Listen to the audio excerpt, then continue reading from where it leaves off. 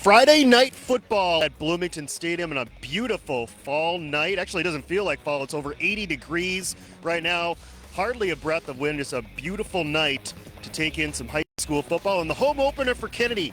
The Eagles take on the visitors from St. Paul Highland Park. Welcome atop our Bloomington Stadium press box. I'm Josh Powers, joined by Alex Wren. Alex, two teams that are now in week two. They both lost last week. One of them won't lose tonight.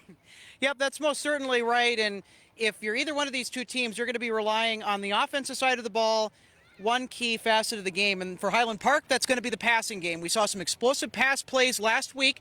And if you're Kennedy, you have to rely on that run because that passing game not looking too good right now, but we'll see how they can manage throughout the game. Talking to Coach Kedrick Williams on Tuesday on Inside Kennedy Football, he knows his secondary is going to need to be sound. It's going to be tested with that Highland Park passing game, as you noted, Alex. Let's get into our Metro Top 10 before we dive into tonight's game.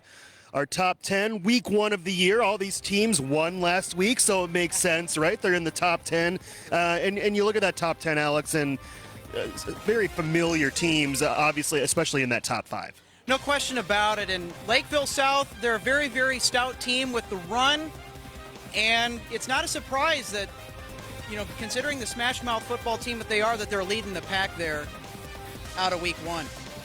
We got Eden Prairie there, also perennial powerhouse, Wayzata, St. Michael, Albertville. They were a top 10 team most of last year. Some newcomers, though, Elk River in there this week. They have high expectations. Prior Lake in the top 10 as well. A lot of football to be played, but some mainstays near the top, as they usually are come this time of the year. Let's get to games last week. Now, these are games in the Twin Cities Silver District, which is the district Kennedy is in. You see the Kennedy score last week, 37-6. Alex, Kennedy scoring late in that game, but Park Center got off to a hot start. Kennedy's defense got better as the game wore on, but they couldn't overcome that deficit. Right, and Park Center really utilized their senior core very, very well. Their core of players has a lot of great chemistry with their coach, and they were able to be on the same page. Again, it's going to be about communication tonight. How in sync you are with your teammates and your coaching staff. Park Center put that on display, and really a clinic on display last week as to how to do that very well, being able to work really all sides of the ball well. And thank you for adding the Jefferson score in there, by the way, Alex. I know they're not in the Twin Cities Silver, but obviously a lot of viewership in Bloomington interested in the Jaguars. It's the other team we cover, of course. Very competitive against Chaska. It was a one-score game heading to the fourth quarter, but the defending champs from 2019 pull away, defeating Jefferson there. And then you see the other games. Highland Park, the team Kennedy's playing tonight, had a tough one against Southwest, 37-12. Very similar score to what Kennedy had a week ago against Park Center. Then you see Washburn, a close loss to St. Paul Central. And Richfield, boy, they lost a lot of players from last year's team, and it certainly hurt them week one as Providence Academy rolled 28-8.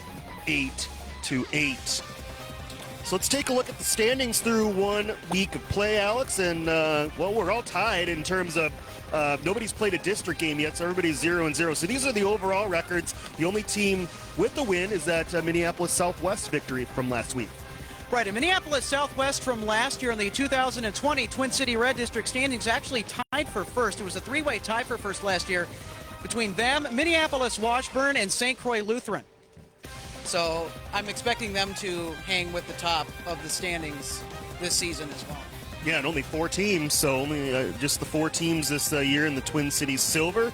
So it should be hotly contested, and this is another out-of-district game for Kennedy here. They'll get into more district play as the season continues. Let's look at games this week. Of course, you got the one here tonight, Kennedy and St. Paul Highland Park. Jefferson to the road for the first time this year. St. Louis Park is their opponent.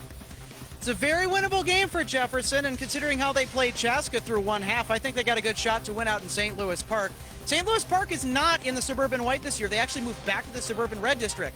So, yeah, you do get the minus there that Jefferson doesn't have a more of a sizable matchup with them in the same district per se, but they really have that game still on the schedule that they can kind of rely on to at least keep things competitive, and it'll be a fun test for them against St. Louis Park tonight.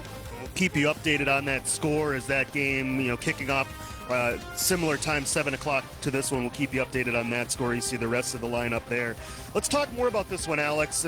And you said it right off the top. Kennedy offense struggled last week. They know they need to run the ball. That's what Coach Williams said on Tuesday. That's what the team talked to you about tonight before the game. And boy, if they want to win this one tonight, they're going to have to do more than their fair share on the ground.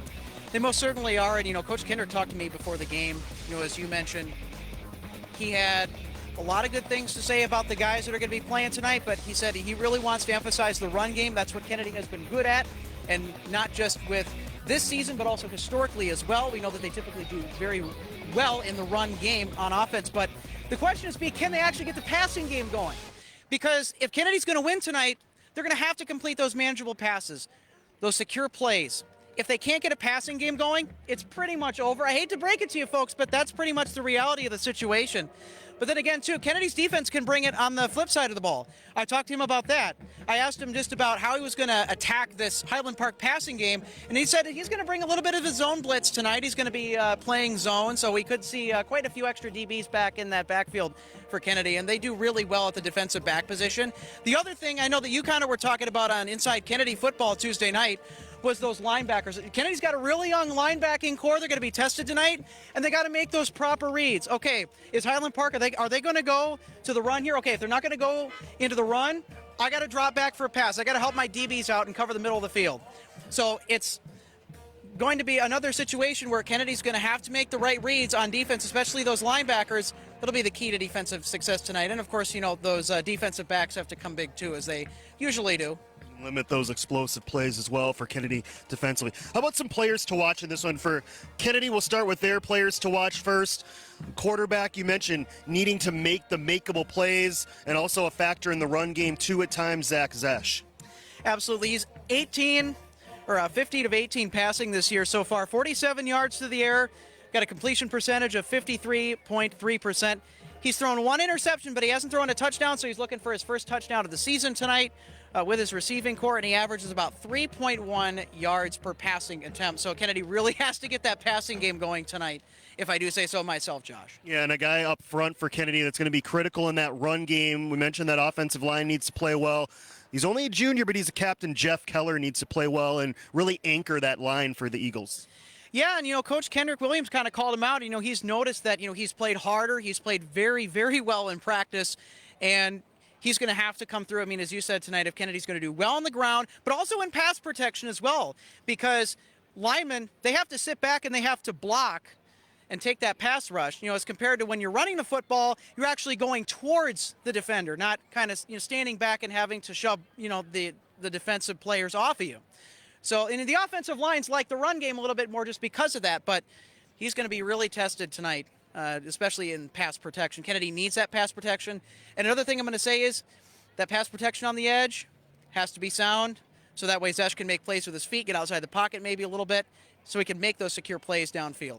How about for Highland Park? We mentioned both of their touchdowns a week ago came through the air, so they know they can throw the ball. And that quarterback, Monair Vaughn, the QB from Highland Park, is going to see what he can make against Kennedy's secondary. Right, he had some pretty good play, especially passes over the middle, really kind of using the mid ball very well.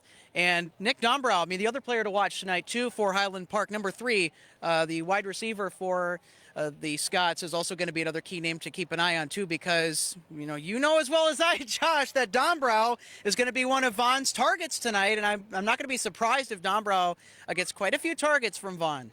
Well, and he caught both of the touchdowns, did Dombrow last week in that St. Paul Highland Park loss. Quickly, Alex, as we get ready to start pregame here, keys to the game. So, our keys to the game right now, so for Kennedy, their key to the game is to move the line of scrimmage. I know that you were talking with offensive line coach Scott Etzel last Tuesday on Inside Kennedy Football. He was talking about moving that offensive line, making sure they have movement up front to set up run plays, to set up pass protection, so they want to do play action.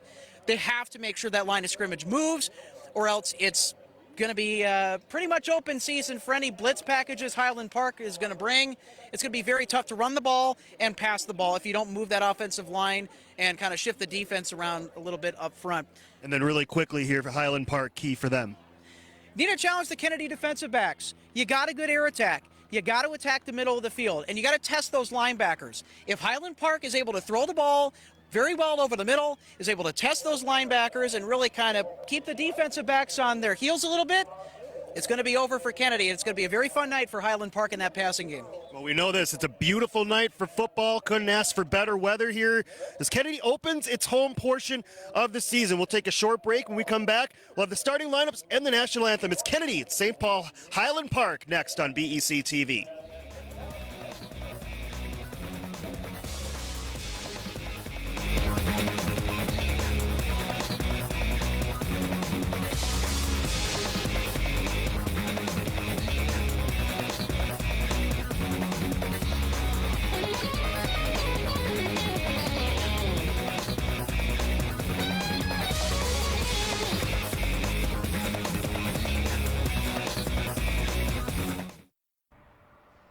As head coach of the Kennedy Eagles football program, I am so excited that the 2021 season is on.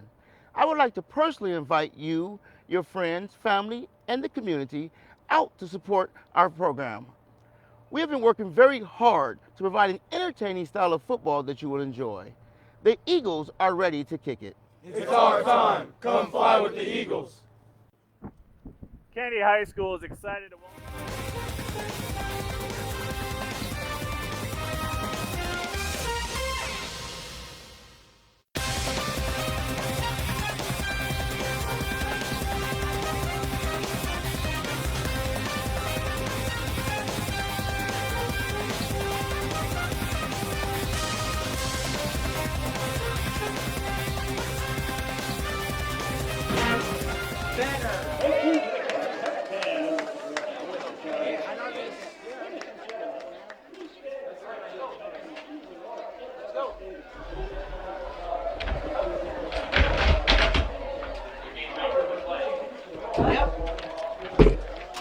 Thank you, Max.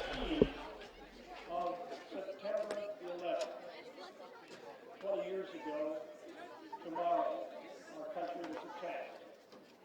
We lost 2,753 people at the World Trade Centers, including 343 members of the Fire Department of New York, 23 members of the New York Police Department, and 37 members of the Port Authority Police Department. At the Pentagon, we lost 184, and on Flight 93, United Airlines Flight 93, we lost 40 passengers. One of those was Tom Burnett. Please take a moment of silence to remember this important day in our history.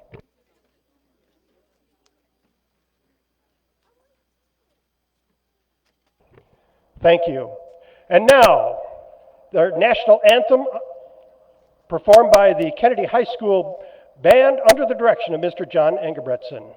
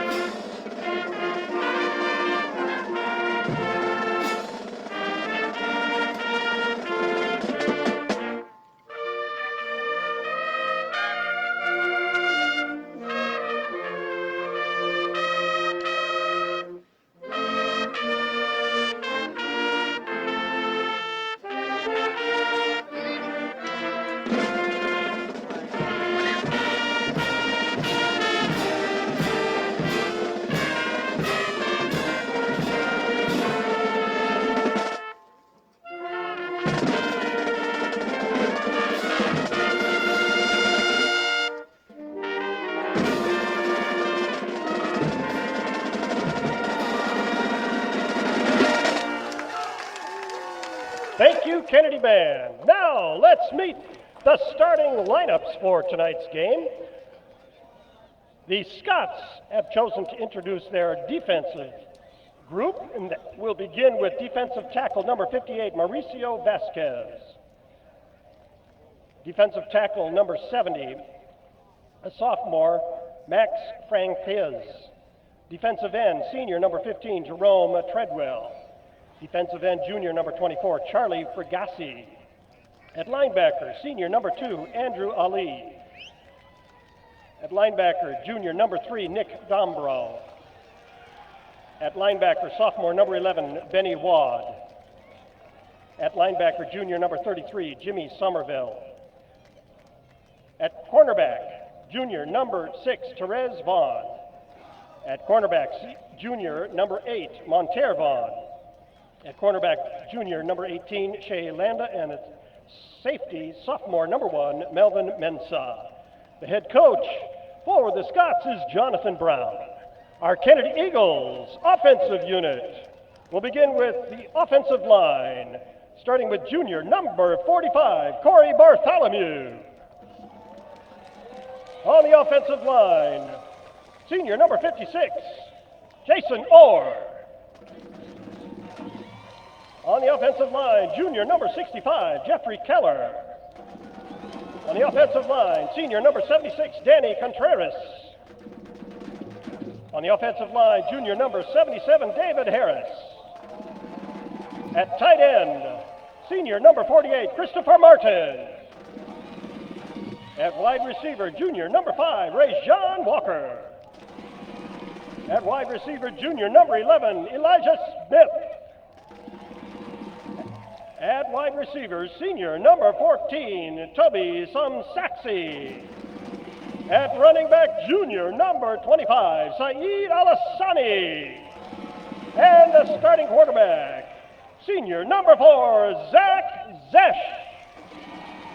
The head coach of the Kennedy Eagles, Kedrick Williams. The Scots won the toss this evening. They elected to defer to the second half. They will be kicking off to the Kennedy Eagles. And our officiating crew for tonight's game, our referee is Steve Fager. The umpire is John Schaefer. The head linesman, Mike Kopang. The line judge, Thor Olson. And the back judge, Jeremy Shibley. All right, so we are ready to kick off this week 2 of the high school season. School started this week. And first game week with school in person. Kennedy started on Wednesday. Josh Powers here alongside me is Alex Redding. And Alex, this is going to be a compelling matchup. Kennedy's going to start with the football. We're going to see that offense right away. Most certainly. We're also going to see how well this passing game is prepared. We talked about it in the pregame. Again, Kennedy's got to get that passing game going, or it's going to be lights out, so to speak. Again, the weather, temperature upper 70s right now. It topped out just over 80 today. We'll be under the lights here in pretty short order. Sunset about 45 minutes from now, and hardly any wind in the stadium hall. So that will not be a factor. That won't hinder any of the passing games for either of these teams as well, as you look at the Kennedy Pep Band providing the national anthem, of course, with the 20th anniversary of 9/11 tomorrow, a moment of silence before the game, to remember and honor the victims and all who gave their lives during that day 20 years ago tomorrow. Hard to believe it's been that long. I can't believe it's been 20 years since that date, too. All right, so here we go. Kennedy in the home royal blue with the white and gold trim. St. Paul Highland Park, they're the Scots, and they're in the white visiting uniforms with the red trim. Back deep for Kennedy, Ray-John Walker and Marquez Monroe. You may not want to kick to either of those two if you're with the Scots. We'll see if they do. I wouldn't if it was me. I wouldn't either, and I got quite a leg, too. I almost tried out for Kennedy football. It's because of my leg. I decided not to. But, yeah, if I was playing football in that position for any of these two schools, I would not kick to either of them. There's Ray-John trying to bulldoze over a Scots player. He does get it to the 20, maybe the 21. And that's where Kennedy will start offensively. We'll see Ray-John. He's one of the starting wide receivers as number 5 circles back to the huddle. Zach Zesh, the quarterback for Kennedy. He's a senior this year, second year under center for Kennedy, one of the 4 captains this year for the team. Behind him, Saeed Alassani. number 25. He flashed last year. A guy they really want to get going tonight for the Eagles. 1st and 10 from the 21-yard line as we're underway here from beautiful Bloomington Stadium. And it's a handoff to Alisani, and he finds some room up the middle, twisting and turning to the 28-yard line, and that's a nice, strong 7-yard pickup on the first run of the game. Good jobs of the initial blocks up front for Kennedy, even though that Highland Park had a little bit of a penetration. I mean, Saeed Alisani, when he gets going, it's downhill from there, and it's one of the reasons why Coach Kendrick Williams wanted to emphasize the run game tonight. And they talked on Tuesday about running downhill. We'll see if the offensive line does that throughout this game. Good to see that on play 1. It sets up a 2nd and 3. Zesh will give it to Alisani again, left side again. He's got a first down and more as he's dragging Scott's tacklers all the way out to the 40-yard line. A gain of a dozen, and Kennedy already nearing midfield. Another hard run by Saeed Alisani. And we'll get another look here on the replay as to that last run. And again, good movement with that offensive line. That's something that offensive line coach Scott Edsel wanted the team to come out and do, and they did it very well. And guess what? They got a first down out of it. Yeah, you saw linemen getting to that second level. That's exactly what Kennedy talked about on Tuesday. Fake the handoff, Zesh. Plenty of time, and a man wide open for a big gainer. It's Gunther Johnson into Scott's territory to the 34-yard line. That is a gain of 26 yards, and Alex, that run set up that beautiful play-action pass. It did, but watch where the offensive line's going. They're going away from where Zesh is rolling out. That makes the defense think, oh, hey, they're going to do another run play. Nope, psych. A nice, easy, manageable throw. It's a good stiff arm, too, but very tough tackle for Benny Wad to try and make. He's got to do a better job at putting a little bit more aggressive contact on the ball carrier. Alisani, he was swallowed up. I think Zesh wanted to pull that out at the last minute as the defensive end really crashed in. So the Scots come with a blitz, and it pays off. That's a loss of 3 back to the 37-yard line. Actually, make it the 38-yard line, loss of 4. Good inside pressure by Highland Park, and that's how they figure that they're going to get sacks. And, of course, on that last play, they got a big TFL. Kennedy now set up with a 2nd down and long. Zesh from the pistol. He looks to throw, sets up, and he's going to be sacked. It's Jerome Treadwell, the senior who broke in. Wrapped up Zesh back at the 45-yard line. Now it's 3rd and very long for Kennedy. We'll take another look here on the replay. Watch number 3 to the left of your screen. Yeah, that's just not a fair fight. That's wide receiver or running back, actually Eric Johnson matched up with that defensive end. He's got to finish the block. He's got to work the defender to either side. Not hold the defender, but just guide the defender away from Zesh. Now 3rd and 21. You don't need all of it here. Kennedy could go for it on 4th down if they get some more yards. They'll set up the bubble screen, and it's off the fingertips of Rajon Walker and incomplete. And now too far for Kennedy. They're going to have to punt here on 4th down. So a promising start to the drive, but you saw the Scots adjust a little bit with that run blitz that helped them in that series. Also, too, Rajon Walker had a couple blockers out in front of him. He could have taken that for some nice yardage, but as you mentioned, Josh, that Highland Park defense not really fooled on that last play. They set up nicely to counter that screen pass. Christopher Martin back to punt. Now, he wore 48 last week, back to his 84 that we saw him wear all of last year. So 84, Christopher Martin this week. Gets off the punt, not his best, as this twist way out of bounds. We'll see who the official marks it at the 36-yard line. So a punt of just 9 yards, and the Scots offense to the field for the first time with 8:52 remaining in the first half. Monair Vaughn, he's only a junior. He's under center for the Scots here. Threw for 2 touchdowns last week, both of them going to number 3, Nick Dombro. So Kennedy will be sure to watch him in the passing game as you see the 2 safeties for Kennedy, Marquez Monroe and Rajon Walker. kind of that safety valve. Kennedy hopes that the ball never gets to their level, but they're confident if they do, they'll limit those explosive plays. And both of those Kennedy defensive backs have a lot of speed, especially Marquez Monroe. I mean, even when he was an underclassman, he had a lot of pep to him. Vaughn escapes the rush, makes a man miss, and he's out to midfield before he's tracked down from behind by Alasani.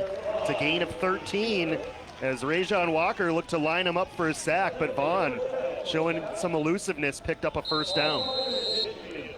Good on-field awareness, and we'll get another look here on the replay. Here's the Kennedy rush.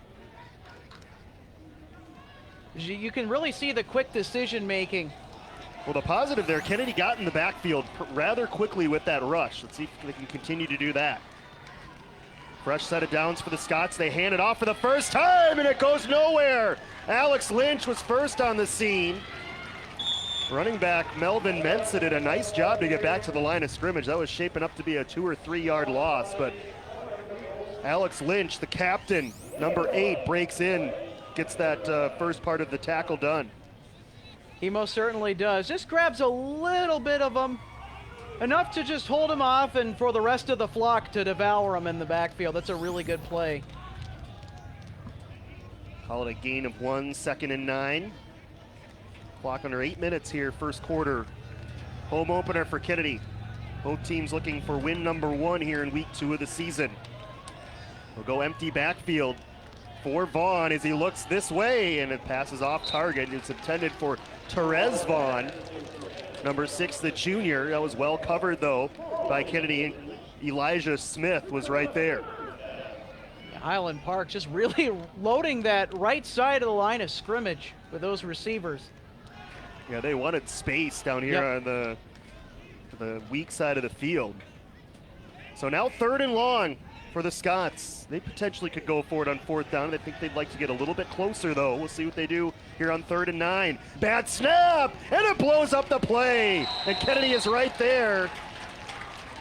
LeAnthony Wright Ponder with his first TFL of the week. This is a guy, we've seen him on the basketball court, Alex.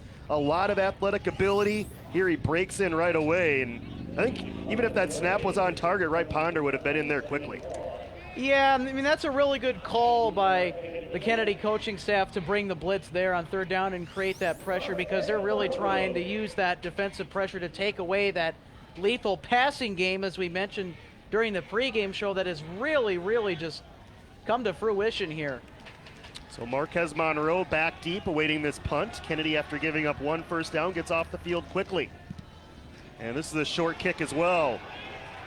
Kennedy realizes that they're out of the way, and it's down at the 41-yard line. So Kennedy with a 9-yard punt. And St. Paul Highland Park, not much better. That was just a 14-yard punt, and Kennedy starts in pretty good field position for drive number 2. I like what I saw from that defense, Alex. Even on the play where Highland Park got a first down in that series, it was Kennedy pressuring in the backfield, and the Scots had to scramble. Exactly. Good Kennedy crowd, by the way, too. Oh, yeah. Beautiful weather. I love the hula look from the student section. Yeah, even Coach Kendrick Williams is sporting the fashion. Gotta like it. So drive number 2 for the Eagles. And a good keeper by Zesh. Zesh is in the open field. Needs a block, and he gets the block. Zesh is gone. It's a touchdown. 58 yards.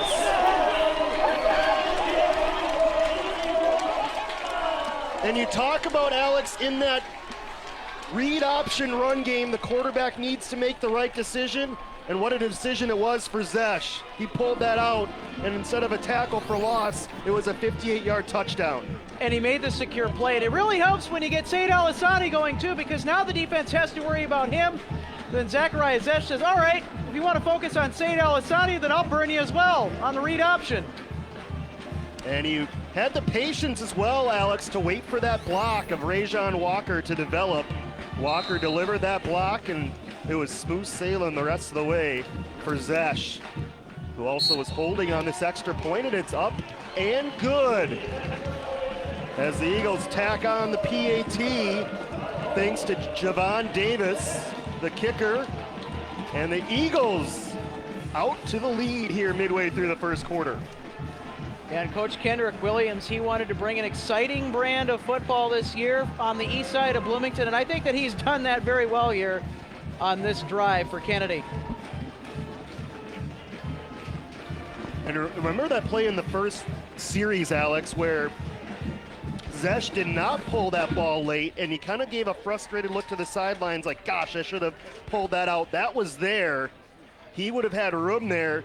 And so what did Kennedy do on the very first play of that drive? They go back to that same look. This time Zesh pulls it, and the Scots defense was not prepared.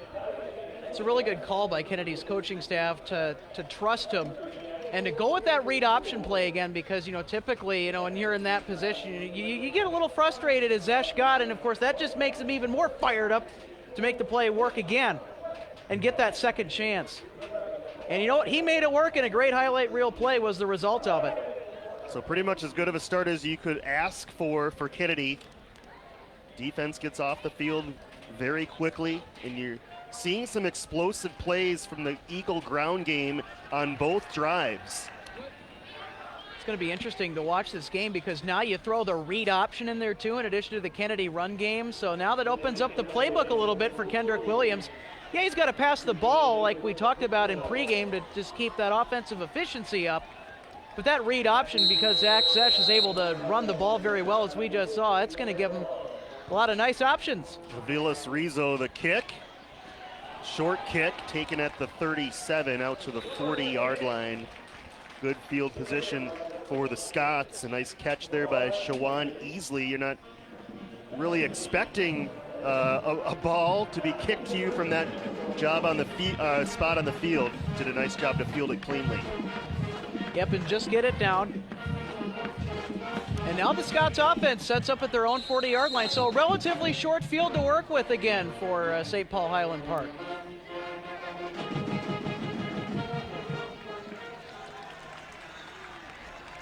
They'll go shotgun with Mensah to the right of Vaughn, and the handoff is to Mensah.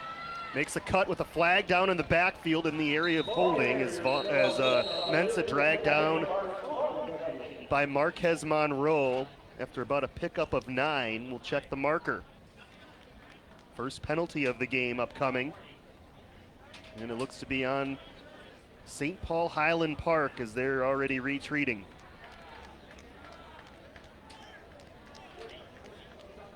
Yeah, look to be in the area of holding too. In the run. Holding on the offense. Number 3, 10-yard penalty from the spot. Repeat first down. That was on Dombro, the wide receiver. Well, there's a little done goof. On a run up the middle that seemed a bit unnecessary. Kennedy will take it as the Scots are now behind the sticks, 1st and 22. We'll see if Kennedy dials up a blitz. They're coming. They're stacking that box right now. They only bring 4 as they hand off around the edge. And Mensah still moving forward. Kennedy definitely wants to tackle better this week than they did in week 1. They limited the damage there as it's out to the 33-yard line, gain of 5. It'll be 2nd down and long still. Good awareness by the defense to make the stop. Good hustle also, by the way, to get over to that near side of the field and stop the running back. Yeah, Alisani was first on the scene for Kennedy. Still 2nd and 16. So the Eagles still in good shape as the Scots go 4 wide here. So we're more than midway through this first quarter. Kennedy out to the early lead tonight in week 2. Vaughn wants to throw, slings it over the middle, and it's shorted incomplete. Getting good depth. The linebacker, Saul Morales Plago, number 50 for Kennedy, was a factor in the vision there of Vaughn. Oh, certainly. And then, of course, you have the midfield defensive presence, too, to try and give the quarterback any second thoughts about completing a quick one over the middle. So, I really like how Kennedy is playing defensively, just really disciplined right now in that zone. They come with the blitz on 3rd and very long. Vaughn has room on the edge. And closing quickly, though, Rajon Walker. It's a short gain out to the 40, just a gain of 6. And going to be 4th and 10. So the Eagles come with a blitz, and a nice job by the secondary to read what the quarterback was doing. They were over there in plenty of time. You know, Rajon Walker has a lot of experience, and you know, when you're that safety valve, you have to make those good reads, and it's another read by Walker. Recognizing that they're going run, I need to break from my coverage, and I need to make the open field play. Nicely done. 4th and 10. Marquez Monroe waiting another punt. The first one only traveled 14 yards. This one much better, but it gives a chance for a return. Bobbling it though, Monroe did the smart thing and just covered it. Kennedy will start at the 30. You can tell he wanted to get into the open field. Yeah, if I had the speed like he did, I'd love to get into the open field too. Yeah, so sympathies there to Marquez Monroe. He had one of the highlight plays last year on a special teams touchdown where he just trucked the kicker, just ran him right over. Poor guy. So 4:58 left, first quarter. Kennedy looking for more. They moved the ball on both series on offense so far.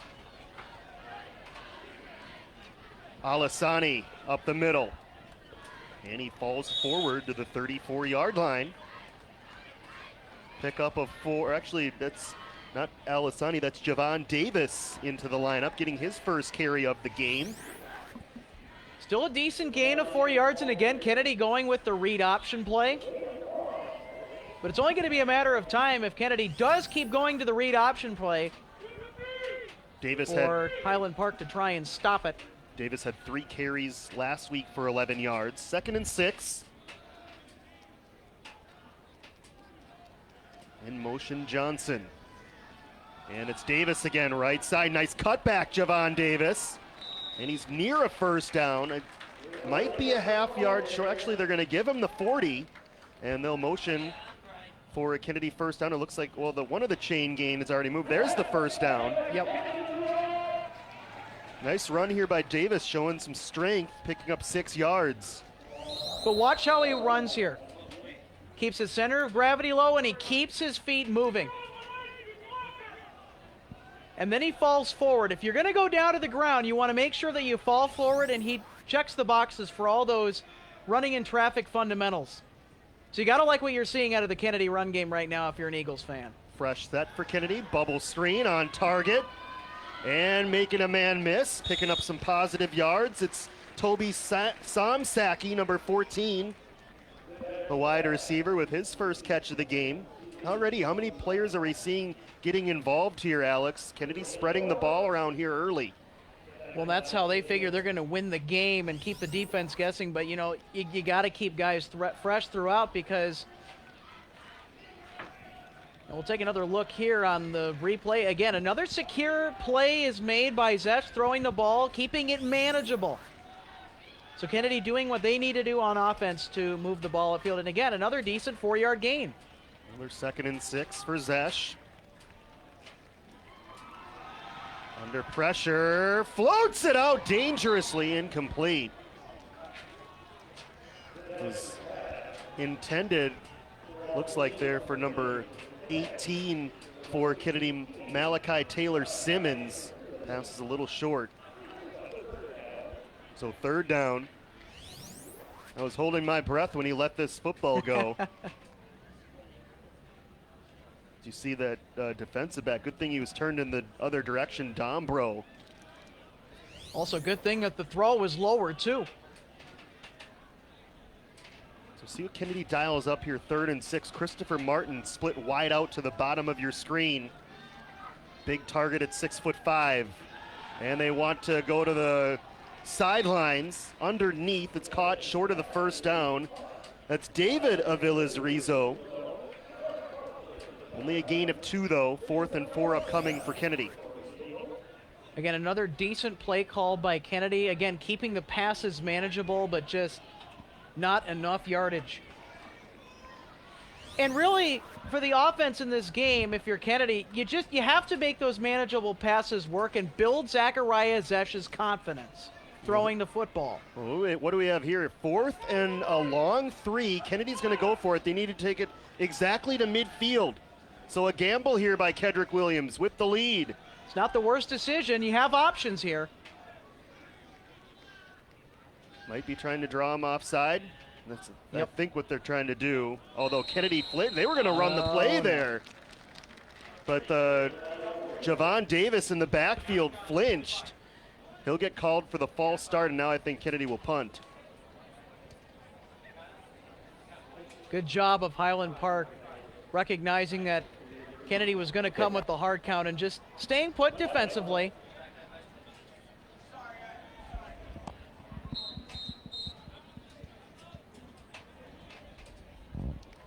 Well, hang on. There might not be a penalty. They're going to pick up the flag. They're going to say Kennedy called timeout. So they're going to save the penalty yardage. And an interesting decision. Kennedy lined up to go for it before the timeout. What will they do after the timeout? So Kennedy's still penalty-free here in this game with just 2:02 left first quarter. Alongside Alex Redding and our crew, Josh Powers with you. 58-yard touchdown run by quarterback Zach Zesch. The difference so far is Kennedy leads Highland Park 7-0. What would you do here, Alex? Would you go? I'd probably do an RPO. I'd do a run-pass option if I was Coach Kendrick. We got Eric Johnson. He is number 3. He is well behind Kennedy's huddle there. And they do have in punt formation for Kennedy, Christopher Martin.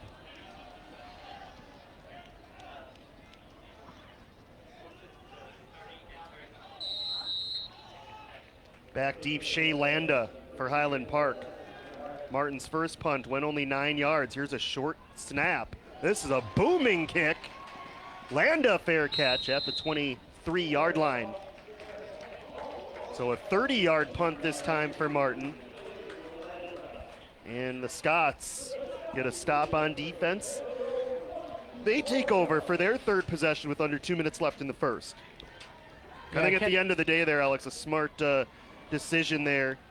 I like the gamble, but Kennedy playing on the lead, your defense played well so far. Yeah, that is the smart play by Coach Kendrick. Your defense got to stop against Highland Park on the last drive. So Coach Kendrick Williams, he's trusting his defense right now, and we've seen a lot of promising things from Kennedy so far defensively in the first half. Vaughn rolling right and throws underneath. This is the tight end. Number 24, Charlie Fragasi, the junior, with the first completion for St. Paul Highland Park. And a nice gain of 8 across the 30-yard line. It's going to be interesting to see just how much of a factor that the tight end position is going to play into the passing game for both of these teams as we get another look there at that great completion to the tight end. Kennedy player shaken up. The reason for the timeout.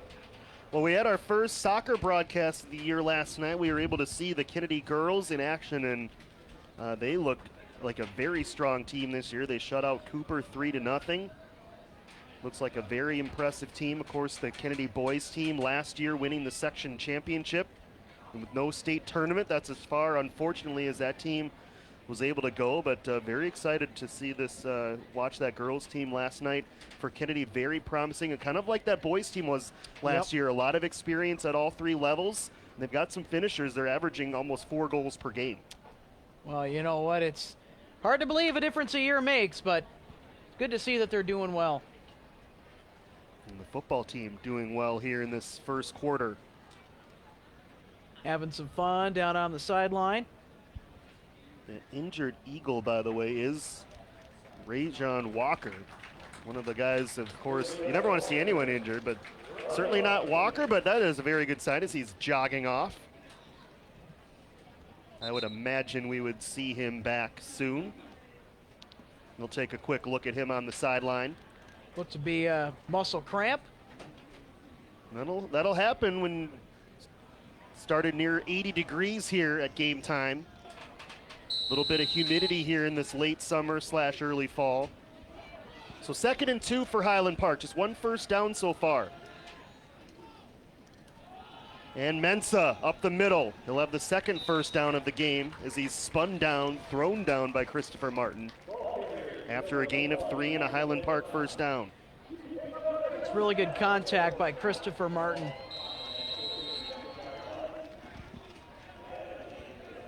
Mensah not a big guy either. Martin definitely a size advantage. Good cut though by Mensah, getting to the outside. Trying to turn the corner, bumped out by Marquez Monroe. The best running play so far for Mensah as he's out of bounds with another first down, gain of 11. And credit that play to a really fine block by Charlie Fergassi, as we'll get a look here on the replay in just a moment. Approaching the final minute here of the first quarter. Melvin Mensah, 4 carries, 19 yards. Only a sophomore for the Scots. He's to the right of Vaughn on this 1st and 10. Vaughn has to step up in the pocket, avoids a sack, then throws downfield, but it's short and incomplete. Again, Kennedy able to provide good pressure there, getting guys into the backfield and really trying to make this quarterback uncomfortable as we get another look here on the replay.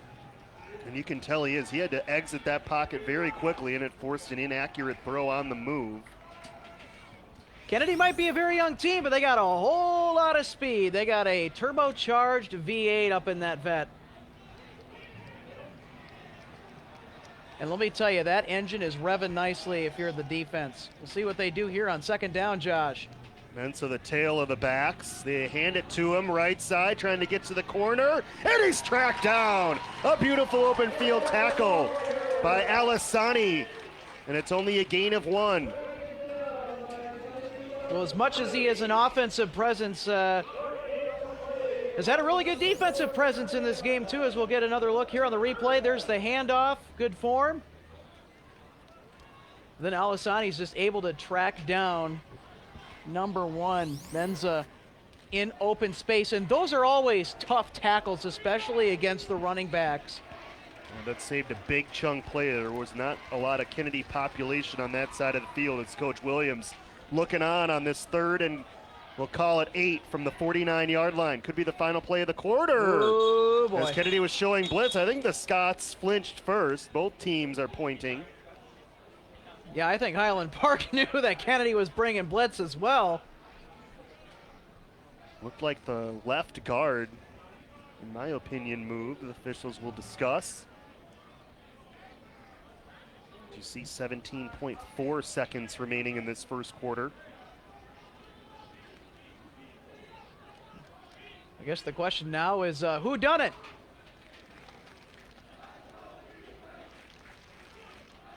They're going to back up the Scots. It'll be 3rd and 13.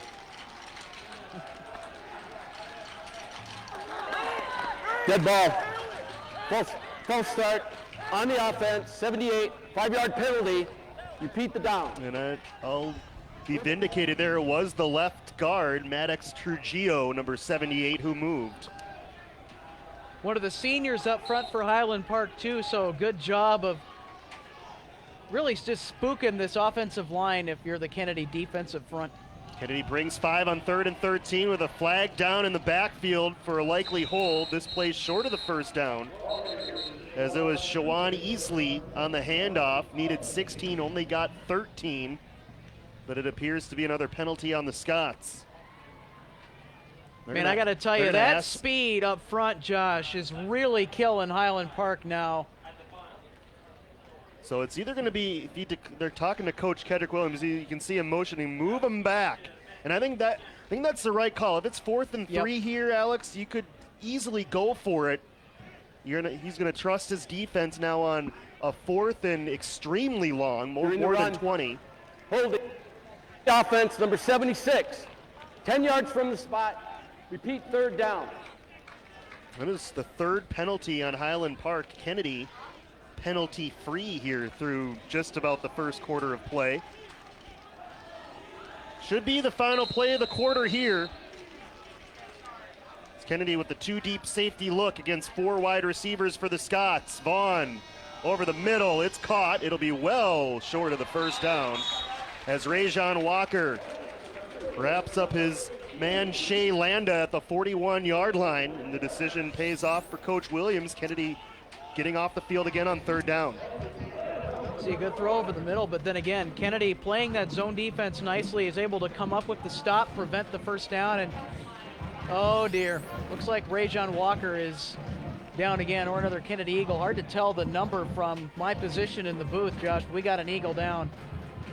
Yeah, it's Walker again. He just made that tackle. Didn't see anything there in the course of making that tackle that would have been a problematic in terms of an injury. Might just have re-aggravated that cramp. Yeah, they're working on his lower right leg. Yeah, it looks to be a cramp. So we've reached the end of one. Thoughts from this first quarter, Alex? Obviously a positive start, certainly for Kennedy. Well, Kennedy knew that they were going to need to have a very balanced offensive attack to defeat Highland Park's defense to have a chance at winning this game, and so far they have played that to a T. And that read option, which got Zach Zesch into the end zone with, of course, a few good key blocks, has really kind of opened the playbook for Coach Kendrick. The defensive back play down deep has been very nice, but you know, you gotta love the pass rush that Kennedy's putting on so far here in the game. That is really causing a lot of problems for that Highland Park backfield. And you know, you really get to see the speed that all these young guys are presenting tonight, and especially on defense for Kennedy. You have to get excited for that if you're an Eagles fan, just seeing all that speed getting into the backfield and making life a holy terror for the opponent. Pretty good crowd here. East Side pride on display here in Central Bloomington. And I would totally agree with that, Alex. I think Kennedy's defensive line in this game, they have caused the Scots all sorts of fits. Just sped up their offense faster than they want to play. See Rajon Walker still down there. And we do have Paul Fournier. Now, sometimes he's a sideline reporter. This time he's wielding a camera, but he good relations with the Kennedy staff, and Paul reporting off camera. He believes it is a cramp, which was the reason Rajon came off the field the first time. And Paul is currently taking that camera shot for us. Thank you, Paul Fournier.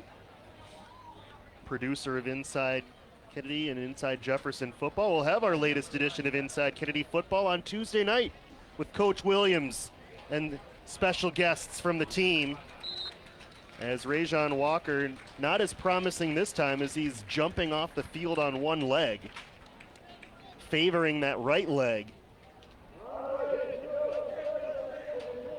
They're going to continue to work on that right calf. So fourth down, Marquez Monroe waiting his third punt of the game from the Scots, standing at his own 28-yard line. This is a high, short kick. Get out of there, Kennedy. And they do. Takes a nice bounce if you're a Scots fan. 26-yard punt dead at the 34-yard line. See if Kennedy can get a score here. Break this one a little bit more open. We'll have to do it without Rajon Walker. And again, that special teams defense, again, we see the speed providing Kennedy more opportunities. This time it gives their offense another shorter field to work with. And I'm curious to see that read option play, because they've really worked it well, has Kennedy, that read option play. And you know, with Rajon Walker being out, that takes away a key target for Zachariah Zesch, so that read option might be their bread and butter tonight. From the pistol, Zesch will hand it off up the middle, and not much there for Alasani, who's met immediately. No gain on first down. Ran into Zesch's mom at the state fair back a couple weeks ago. She was so excited for this season to start her son, senior quarterback and a captain. Kind of what every family dreams of, especially if you have a young quarterback. He would one day grow into a captain in his senior year.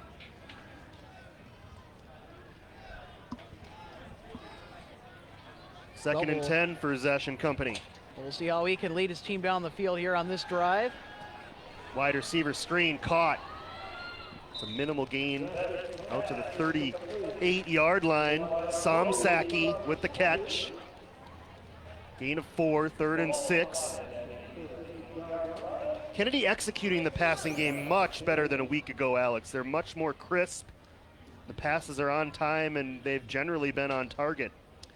They most certainly have, and you know, they know that they have receivers that can get the ball up the field fast. I mean, the key for Kennedy is, can they maintain that consistency with those manageable passes, but also more importantly, can they block effectively? And that's the running question in my mind as this night wears on. Zesh 4 out of 6 so far in the first half. 3rd down and 6. And they hand it off on the end around, and the Scots were ready for it. Elijah Smith wrapped up for a loss. So a good defensive series for St. Paul Highland Park.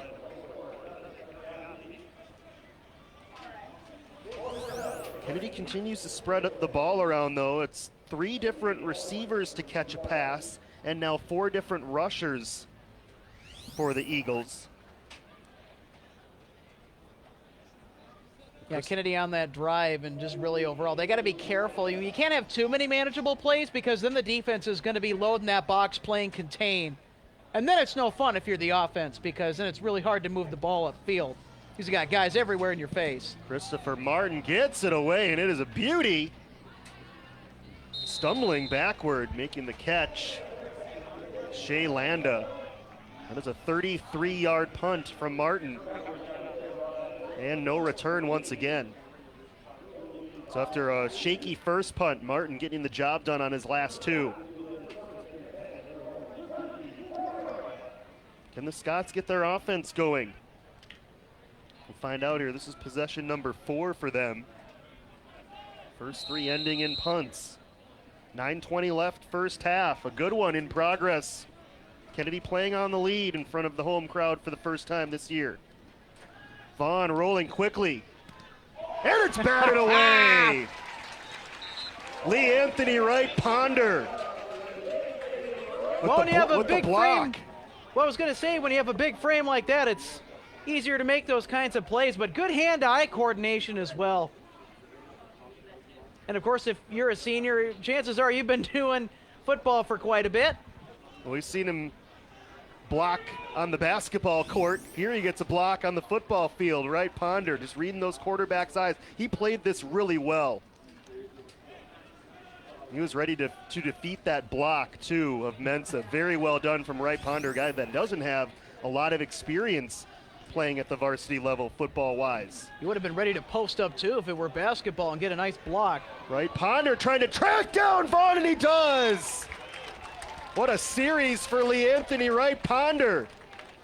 A knockdown and then a sack for number 85.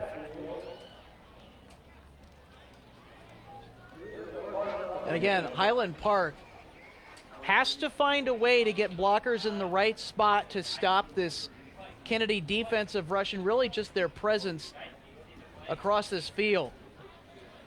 They're going to throw a flag late. Now, Vaughn may have tried to throw this away at the very last second. They might get him for grounding.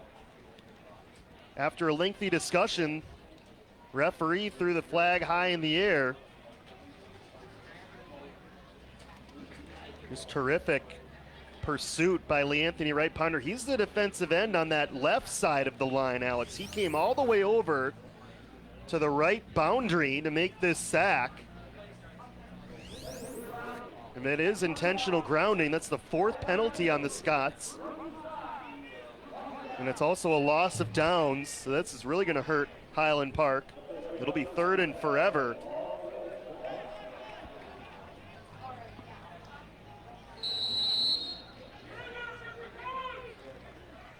And Kennedy again without Rayshawn Walker. Just a 1 safety look here with Marquez Monroe. It's 3rd and 20. Vaughn over the middle and incomplete. Monroe was licking his chops waiting for a pick. The pass was offline, or he might have had one. 4th down. And again, you really get to see the speed of Marquez Monroe and just being able to transition from stopping the run or throwing a blitz to dropping back in coverage. That gives Kennedy's defense a real advantage to be able to switch on a dime and make it pretty confusing for the opposing offense of Highland Park. Should be excellent field position for Kennedy to get their 4th consecutive stop on defense. Monroe near midfield. And kick's going to take a bounce. Monroe's going to let it go. Rolls dead at the 40, so a good punt, all things considered. 36 yards, no return. Well, Highland Park did what they needed to do. Do not kick it to Marquez Monroe. Rajon Walker, by the way, you see him number 5 there, back in the game for Kennedy. See if he can keep that cramp down. Fresh set with a full complement of Eagles out there. 8:52 remaining here in the first half. You see the Scott sideline, head coach Jonathan Brown. Coming into the game lately, Anthony Wright Ponder.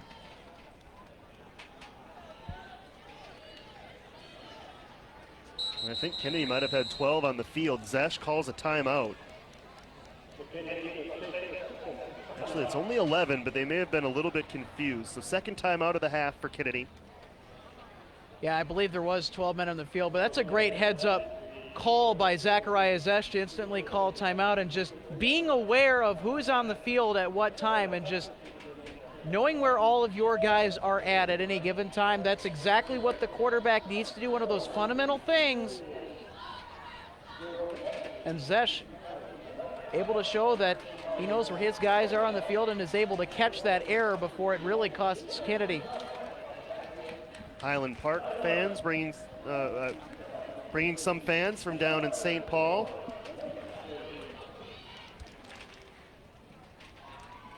Good turnout there from the Kennedy student section. They'd like to give them another reason to cheer here on this series.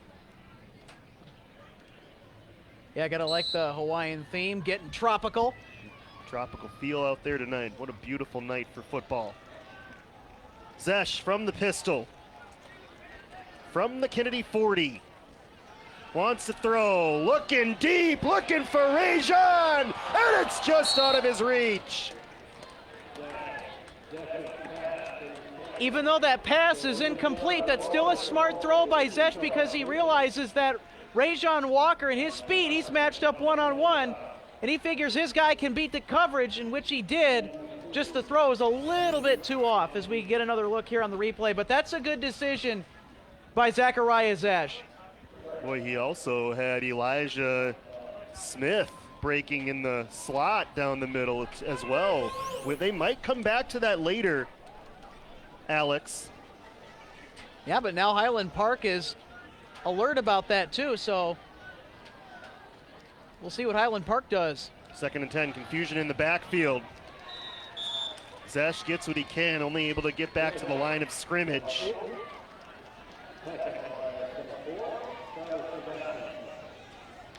So running back was on the wrong side.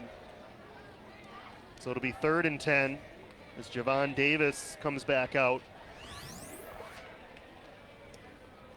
It was Eric Johnson. He was the Eagle that broke that long run last week against Park Center.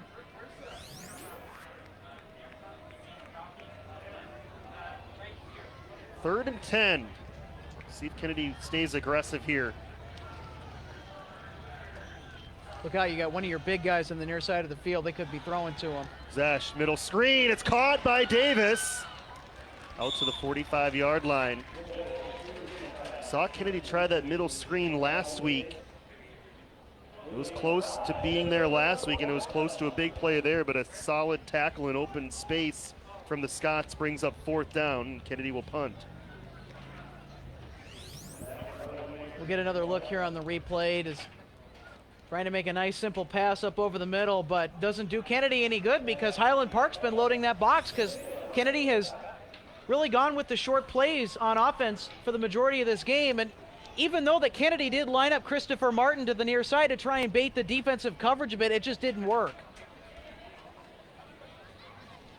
Martin to punt, and it's blocked. Takes the Kennedy bounce, but it's smothered at the 40. So a special teams play. See if it can ignite the Scots offense as they block that Christopher Martin punt and recover in Kennedy territory. Well, if the Scots offense is going to look to ignite this drive into a score, they got to extinguish the flame of that Kennedy pass rush first.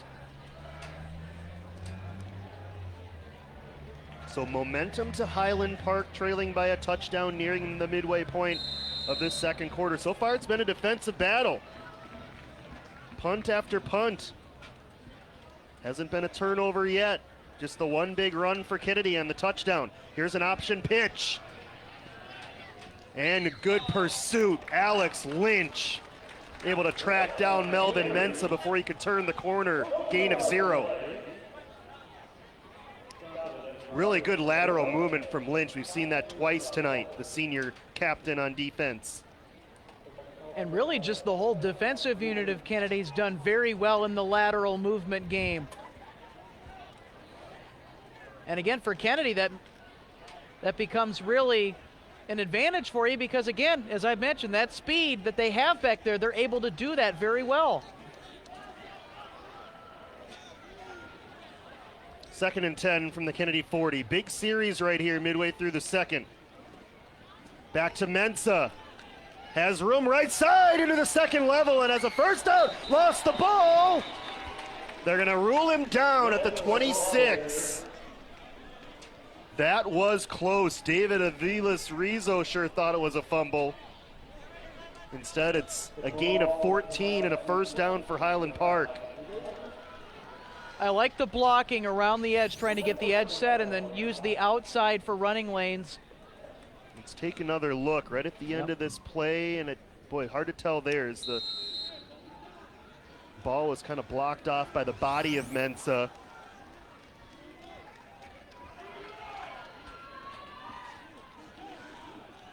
I like the strategy of Highland Park on that last play, going to the outside rushing attack, because they got guys that can block on that edge very well. Pop pass goes nowhere. Well, I guess that statement was on cue. Alasani, big time play on the edge and a big time loss of 5 yards. Some well-deserved high fives for number 25. He beats the block and makes the play, Alex. And again, it's that elusiveness, that speed, and using the footwork to get by the blocker. It's the little things, Josh. 2nd and 15, 4-down territory for the Scots. They go back to Mensah. And he escapes a tackle. And dragged down. He got the penalty yards back, plus a couple more, gain of 7 before Alasani had to stop his progress. So here we go, a big 3rd down. Under 5 to go in the second quarter. And again, Kennedy able to get nice pressure by number 58.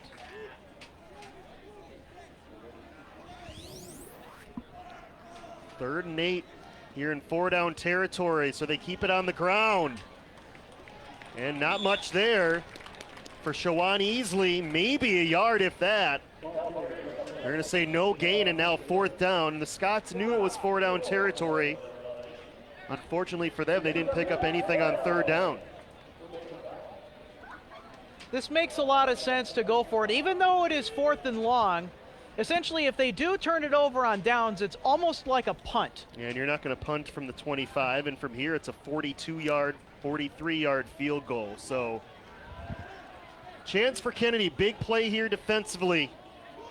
This 4th and 9. As Vaughn goes under center, I formation. And they hand it off on 4th and 9. And Mensah still moving, gonna be short. An interesting call. They go stretch play on 4th and 9, Alex, and Kennedy was able to rally enough players to the football to stop that one well short.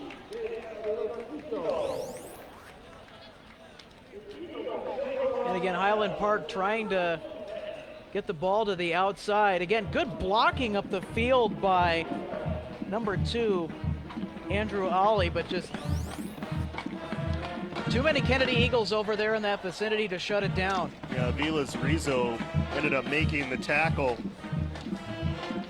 Turnover on downs, and Kennedy has it back again with just over 3 minutes left and only one timeout here in the first half. They keep it on the ground as Zesh pulls it again, and Zach Zesh is off again! Zesh down the sidelines! Are you kidding me? 82-yard Kennedy touchdown! What the heck?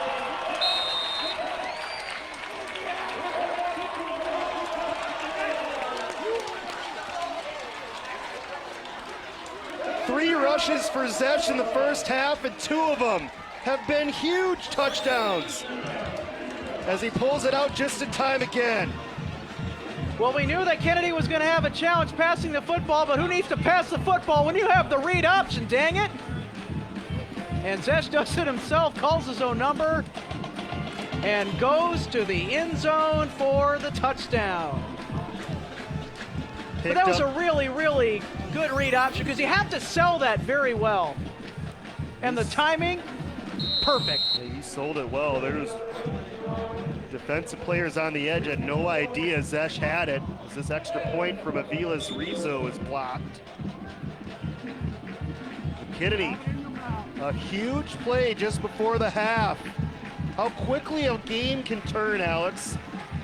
Scots were driving, Kennedy gets the stop on fourth down, and the very next play, Zesh takes it 82 yards, and the Eagles are up by 2 scores. Well, and that's 2 big plays that Kennedy can thank Zachariah Zesh for getting into the end zone. And it came on the read option play. So I guess your halftime chat memo is said if you're St. Paul Highland Park. How are we going to stop this read option play? But, you know, give St. Paul Highland Park credit. They had enough guys in the backfield where they could have stopped that, but just, again, the awareness. Who has the football? And some key downfield blocks on both That of those too. runs from Kennedy in the wide receiver spot. Everybody pitching in so far in this first half for the Eagles. We mentioned it, 4 different receivers have caught a pass. 4 different rushers for Kennedy. And that's just on the offensive end. Eagles getting a lot of players involved tonight. And they really have to get as much guys as they can involved, not just for the experience, Josh, but to make sure that everyone's energy level is still all right, because Kennedy's offense tends to struggle in the late game because these guys really just get gassed. How about the speed of Zesh there, too? I thought he was going to get caught from behind by Benny Wad, number 11. And the quarterback, Zesh, pulling away from the pack on that run. Did not know he had those wheels. Well, I guess you could say after the last 2 touchdowns he scored in this game, the only 2 touchdowns for either team. Oh, yeah, we know he's got a hot rod. Kennedy! I think they have it. They do! Oh, my goodness. Javon Davis, the recovery. Well, Kendrick Williams was talking to everybody he knew, even us. He wanted to build an exciting brand of football, and he has definitely done that here in the season opener for Kennedy tonight at Bloomington Stadium. Well, I'm not so... The first kick, remember, only went about 20 yards in the air. It's kind of a short corner kick. Yep. And that looked to be kind of the same trajectory, except Avilas Rizzo hit it about 10 yards shorter. And I don't think that front row was expecting it at all. Clearly they weren't. And Kennedy pounced right on the football. And now they can really do some damage with under 3 minutes left in the first half. Well, especially if you have number 4 in the backfield.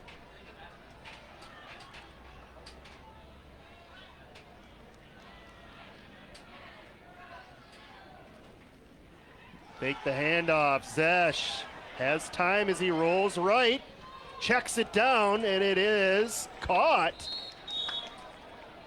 It looked like a terrific catch over there for Kennedy. They're going to talk about it.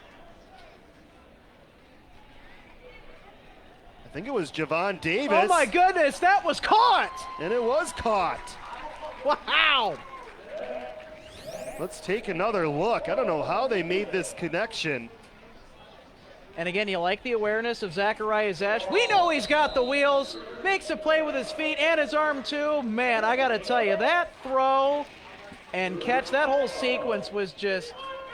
It was Gunther Wow. Johnson, the tight end. 10-yard fingertip grab, his second catch. 2 minutes left in the half. Plenty of time for Kennedy, still with the timeout. Now, Kennedy definitely smells blood.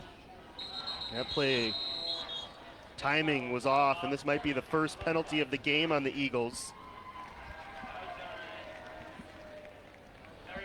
How about Zesch in the first half? The 2 long touchdown runs. He's also 6 out of 9 passing. Talk about efficiency. Yeah, and Number 56, 5-yard penalty, repeat first down. I was going to Clock say, and starts. I give credit to the Kennedy coaching staff for keeping this passing game manageable for him, building that confidence. As we take another look at the false start penalty. 6 out of 9 for 51 yards. Then you've got the 2 long rushes, 140 yards and a touchdown on the ground for Zesch. What a first half. Nearing 200 yards all-purpose for number 4. Kennedy uses its last timeout with 1:44 left. Josh, I'm curious throughout this game if Kennedy's going to start going to an RPO set of plays, a run-pass option. Because you're able to get the read option working very well, and of course it got you a couple of big play touchdowns courtesy of Zesch running the football. But I would not be surprised if Kennedy throws in a run-pass option package in there too for the offense. The Eagles are going to have to keep the clock in mind here. They're out of Yep. timeouts. They still have to go another 40 yards for a touchdown.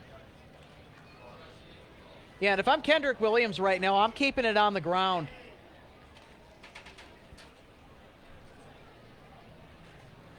Alisani jumps back into the huddle. It appears he'll be the back here as we break.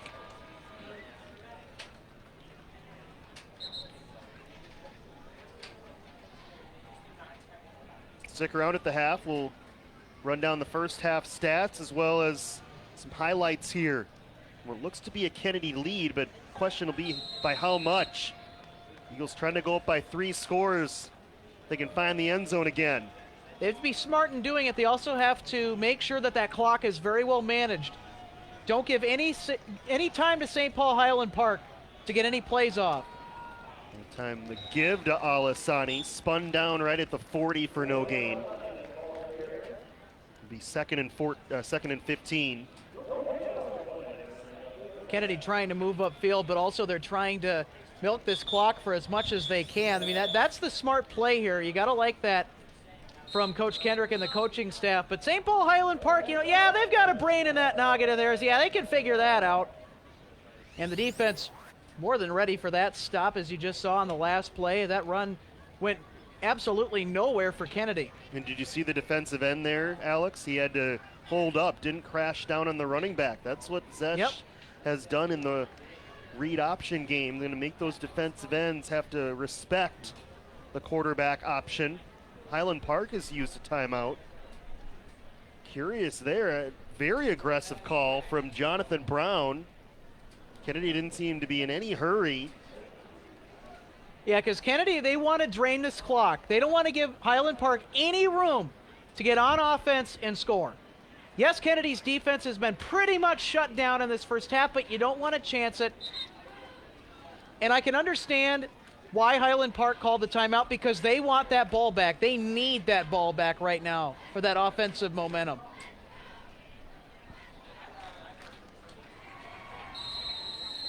So second and 15 for Kennedy, needs the 25-yard line for a first down. Alisani is the running back. Or correction, they keep it on the ground, but it's to Eric Johnson, who gets a couple down to the 38, maybe the 37. And Highland Park does not use a timeout here. Kennedy content to let this clock keep rolling. Kind of surprised that St. Paul Highland Park did not call that timeout. Yeah, I don't know why you would use it after second down, but not after third down, or first down and then not second down. Oh, wait a minute. Now Yep, they there do it use is. the There's timeout, but they let about 15 seconds drip off the clock before calling it. Yeah, I was wondering when that second timeout was going to be expended. So 56.8. Even if you get a stop here, if you're Highland Park, this is where it's a little bit baffling because Kennedy would probably punt, and then you still have to go 80 plus yards here. Also remember, too, Highland Park got a block on the last That's Kennedy true. punt. Good point.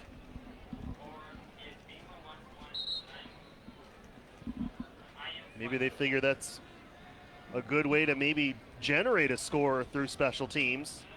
It's been a struggle offensively. Monair Vaughn is just 2 out of 6 in the first half.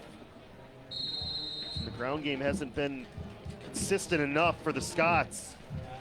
It's because of that Kennedy pass rush in the backfield has really made life a living heck for this Scots team. Let's see if Kennedy throws one in the air here on 3rd and long, or do they just stay conservative, keep it on the ground? Fake the handoff. Zesh rolls, and it's a catch. And it's Christopher Martin. He broke a tackle, and he's got a first down. And Also now important, Kennedy, too, he got out of bounds, Josh. and after using 2 timeouts, now the Eagles have the first down and still 49 seconds left. Good blocking by Kennedy just on the backside to make sure that Zesh had no pressure throwing that ball. And again, that's a smart play to get it to your big guy, Christopher Martin, the tight end. And I love that call. It's a nice, safe pass. You're Kennedy, not risking a whole lot with that one. And Martin, yep, the big guy, able to break that tackle and get the first down. I was going to say, Kennedy wanted to do that earlier on the previous drive, but they just couldn't make that work, but they finally did. So these timeouts really could come back to bite the Scots if Kennedy can score. It's Zesh, wants the bunch, has Walker, he's got a touchdown! That's a great throw. That's a great throw, but a great catch too by Rajon Walker to create separation from the defender and go in and score. And we'll take another look here on the replay. And that's a smart throw too, again, by Zachariah Zesh. He realizes the defender has his back turned to the play, and Zesh knows that his guy Rajon Walker is looking right at him, and they hook up for the Kennedy score. Very, very good call. What a beautiful back shoulder there from Zesh. And the gamble for the Scots backfires. Kennedy was content to run out the clock.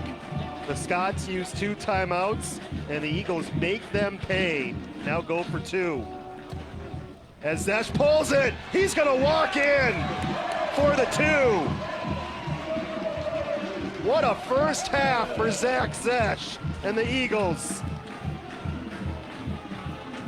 Man, if this is what we're going to be seeing all season for Kennedy football, Josh, yeah, we got to keep our arms, hands, and legs inside the right at all times because it's going to be a wild one here at Bloomington Stadium when the Eagles come to play. And again, it's the read option. 7 out of 10, 84 yards and a touchdown through the air. 3 carries, 140 yards and 2 touchdowns on the ground for Zach Zesh in half number 1. And the defense is pitching a shutout. And how about the Eagles? The last 3 minutes. Again, they're backed up in their own zone. Defense gets off the field on 4th down instead of maybe a 7-7 game if the Scots score. Look up just a couple of minutes later, it's 21-0, Kennedy. And that's what good teams do, Alex. They finish halves strong. We've seen that from Kennedy here in the last couple of minutes.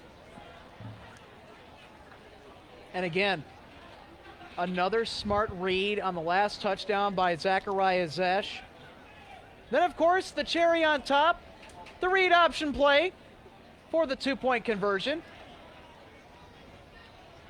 And I know one of the assistant coaches for Kennedy, also a former colleague of ours, Daryl Moffat, he really wants guys to finish the right way. That's one of his major talking points. You got to finish the right way. And I'm pretty sure he's very proud of how his Eagles are playing. With a kick it deep, Mensah almost looked like his knee touched it about the 2-yard line. Excellent kick from Aviles Rizu and good coverage as he stopped short of the 25-yard line. Well, the good news, if you're a Scots fan, yes, you do have the football, but the bad news is you let in another Kennedy touchdown before you got the ball back, courtesy of Zachariah Zesh. That's what makes those timeouts even more baffling, because Kennedy could have run out the clock. That was very close to the knee being down. Probably inconsequential, as you would expect here, Highland Park maybe to take a knee, but remember, they're going to get the football back to start the second half. You could have been still in a 2-score game, getting the ball back to start the second half. Now you're down by 3 scores. It just is that much tougher. They'll hand it off to Mensah. He's wrapped up after a gain of a couple. Nice movement by number 58 to make the stop as well.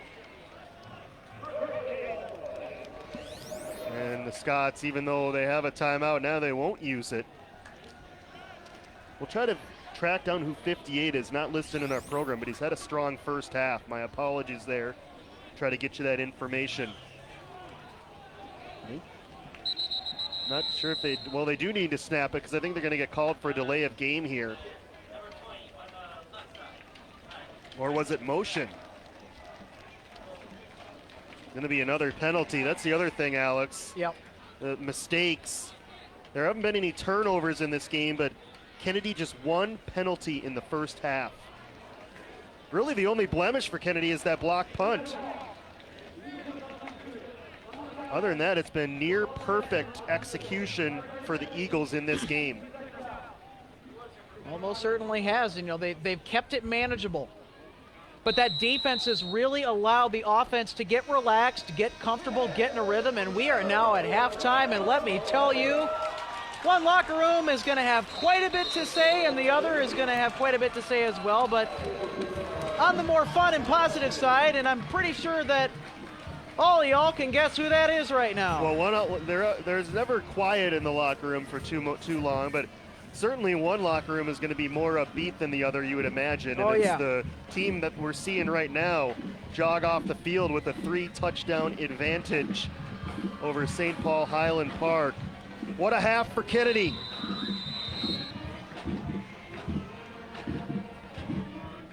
Stick around here at the half. We'll have some highlights later on. We'll get you caught up on all the stats. We've ran some of them down, especially the brilliant first half from Zach Zesh with 3 combined touchdowns. And we'll also see a performance by the Kennedy Colleens here momentarily as well. So stick around here at the half. Hope you're enjoying it if you're a Kennedy fan. I don't know why you wouldn't at this point. It has been a comprehensive performance on really all 3 phases for Kennedy. The offense, they get the 3 touchdowns. Defense pitched a shutout. They did have the block punt on special teams go against them, but remember, they also recovered an onside kick to kind of make up for that in the specialty teams game. So really, Alex, you look at all 3 phases, Kennedy's doing the job. Yeah, and I'm going to boil it down to 2 main reasons why Kennedy is in the 21-0 lead as to where they're at. And it's on offense, it's that read option play. It's blown open that playbook for Kendrick Williams and the coaching staff to really get flexible, which they've needed to.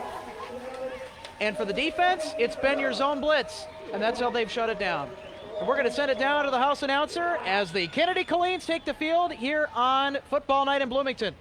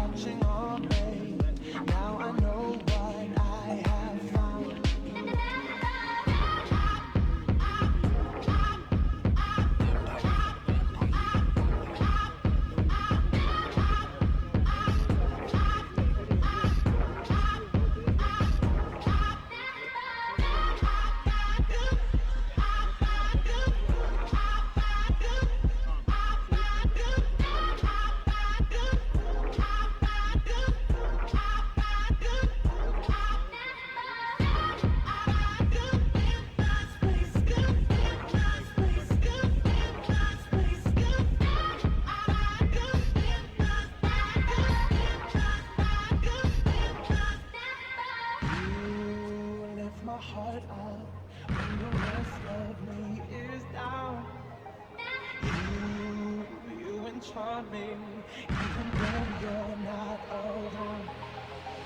If there are boundaries, I will try to knock them down. I'm watching all day, now I know what I have done.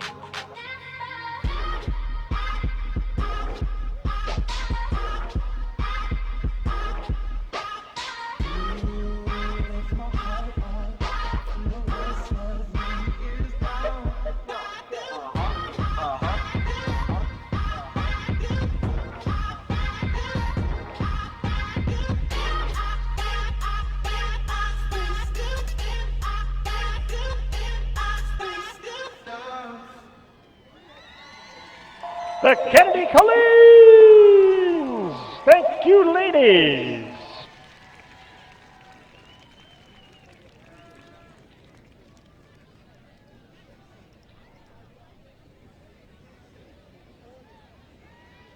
Next performance, our Kennedy Cheerleaders.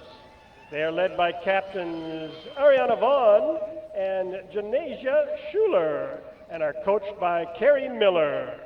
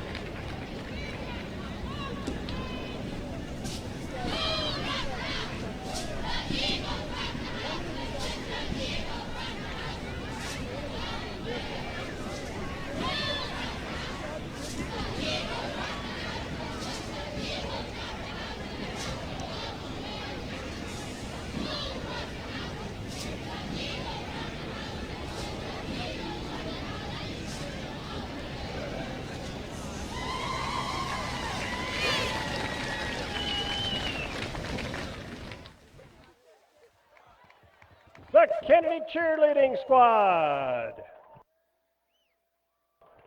All right, band. The Kennedy Pep Band under the direction of Mr. John Engelbretson for your entertainment.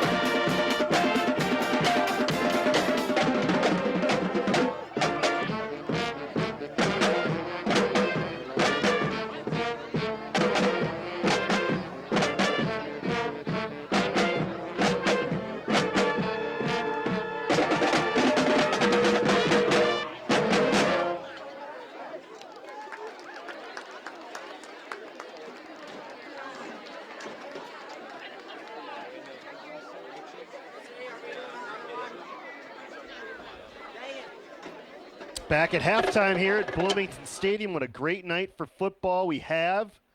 Just terrific weather. Still temperatures in the mid-70s.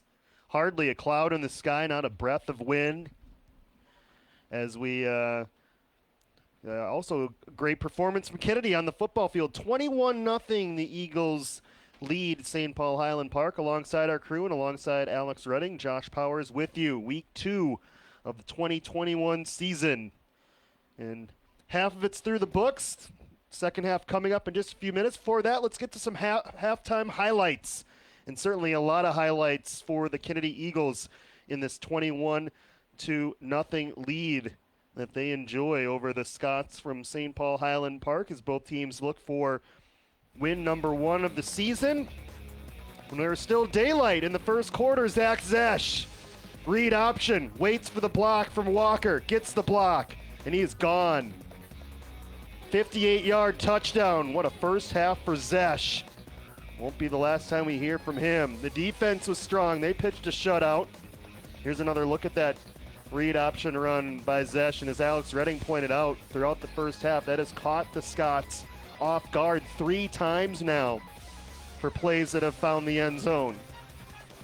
Second quarter, LeAnthony Wright Ponder made his presence known in this game. Batted down a pass, then picked up a sack later on. Then on 4th down, the Scots went for it. Still just a 7-0 game at that point. The Eagles get the stop, they get off the field, and they cash in immediately. First play after the turnover on downs. It's Zesch on the read option again. 82 yards this time, untouched. Extra point was blocked, 13-0. Then the Scots used 2 timeouts. Kennedy would convert this 3rd down and 13 to keep the drive going. They were content to run out the clock. They had new life. And then 1 play later, it was Zesch, this time through the air, finding Rajon Walker. 23-yard touchdown, and then 1 more read option on the 2-point conversion. An easy jog to the end zone for Zesch. It all adds up to a 21-0 lead. Alex, first half highlights there. Your thoughts once again on this terrific start for Kennedy, knowing that there's still 24 minutes left. Yeah, and if you're Kennedy, you really have to enjoy the position that you are currently at right now. Your defense has got a turbocharged V8 that is literally rolling on all cylinders. It is firing efficiently right now. And then the offense is making very manageable, but then you get the very explosive plays in with that too. Just a real balanced game from Kennedy tonight. And Kennedy starting to challenge that edge defense of Highland Park a little bit with the speed of Monroe. And then, of course, you get Christopher Martin out on the edge, and then Rajon Walker, who scored the 3rd touchdown of the game for Kennedy off the pass from Zesch. Good back shoulder throw by Zesch, too. Caught the defender when he wasn't facing the play. And that's something that the Highland Park Scots are going to have to keep an eye on. They have to turn themselves to the play on defense, because now knowing Zesch can burn you like he did, getting the ball to Rajon Walker, oh boy, it's going to be a very, very long evening for the visiting Highland Park Scots. Kennedy leads 21-0 at the half. Second half, right around on the other side of this break. Football night in Bloomington on BEC TV.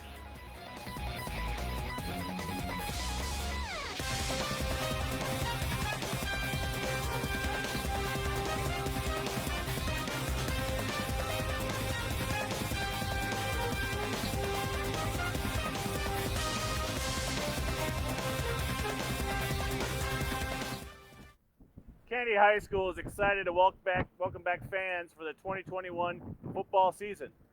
Masks are strongly recommended, but not required. There's no capacity limits, and we're excited to have people back. The Kennedy Foundation also helps support the football team here at Kennedy. Season passes are available on our website, and Spiritwear is also available for purchase at the Kennedy Games. It takes a village, it takes a community. We'll see you at the football game. Fly with the Eagles! Fly with the Eagles!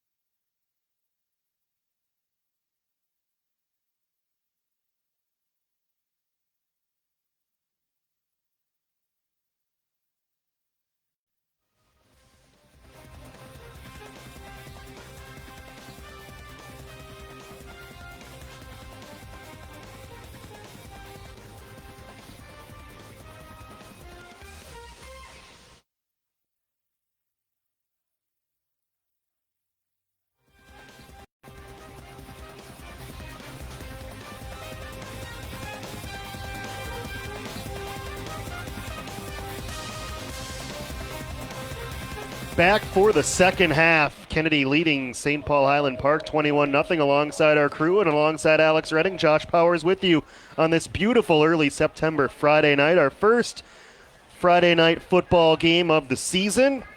What a first half for Kennedy. Excelling in all three phases and leading 21-0. But that's why there's two halves. Still 24 minutes for Kennedy to maintain this lead. As they will kick off to start the second half. Eric Aviles Rizzo to kick. Most of the kickoffs have been short. We saw one deep one right at the end of the half.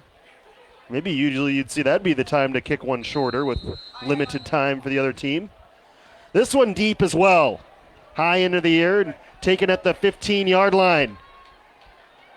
And the Scots return out to the 35, a 20-yard return for Shea Landa, and that's where the Scots offense will start.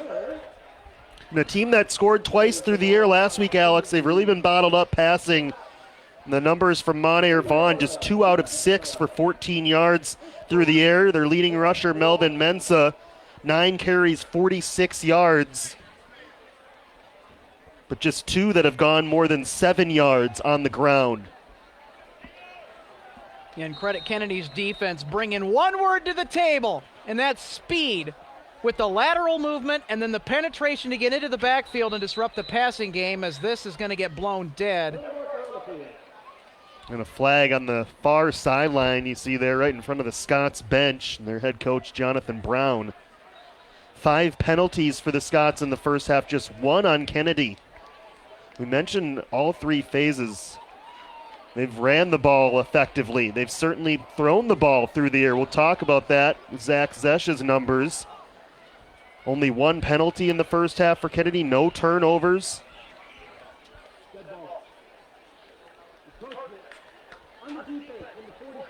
And give them a little announcer's jinx there, as that's penalty number 2. 1st and 5 now for the Scots.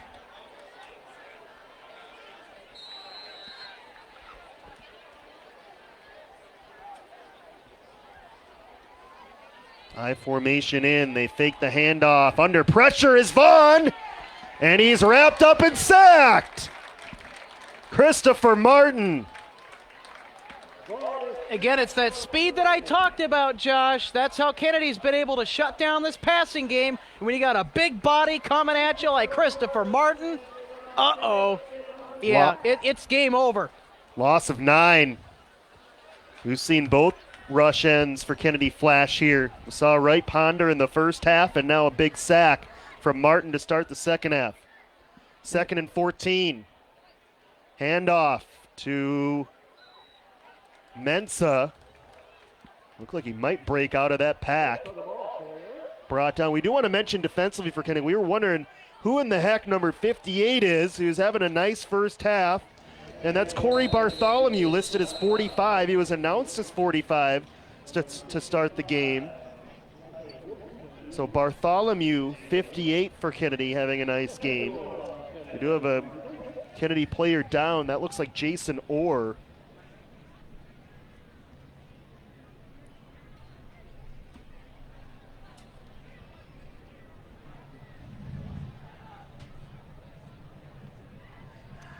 Number 55. Okay, for correction. Kennedy. I thought it was 56. So 55, Michael Winston is the player down. We did have Rajon Walker down in the first half, but it was just cramps. Obviously came back to catch that touchdown late in the first half and is out there now for Kennedy. I had to pull out my binoculars to see across the field for the current injured Eagle down. St. Paul Highland Park, 1 win a year ago. They've got St. Paul heavy schedule after this. They play St. Paul Johnson, then Central, then Como Park.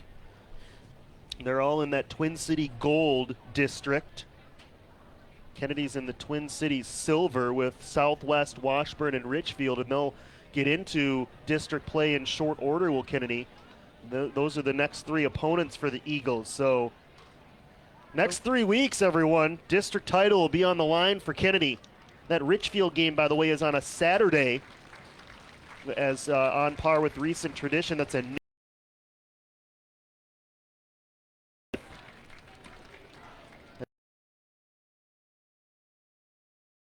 off under his own power.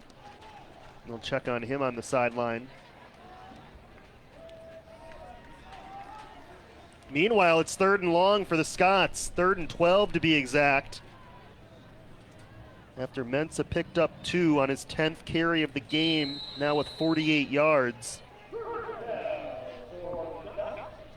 See if Vaughn puts it up through the air, just 2 out of 8 so far as he flings it over the actually far sideline and it's dropped.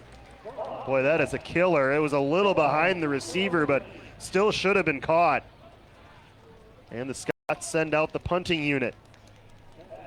Well, St. Paul Highland Park, if they're going to get back into this game, they're going to have to start connecting on passes, bottom line, or else they're done. And we have another Kennedy Eagle down, number 25. That is Said Al-Hassani. That's not the number you want going down if you're Kennedy right now. I wonder if that's a cramp too, the way he kind of just fell down near the end of that. Wasn't involved in that play at all. Defensively, that previous play, and they're flexing that right or that left leg of his. There's Winston. He looks to be, if not 100%, pretty darn close over there. So some cramping Kennedy has had to work on in this game. And that's the worst thing you can say about Kennedy's performance so far. Things are going pretty smoothly.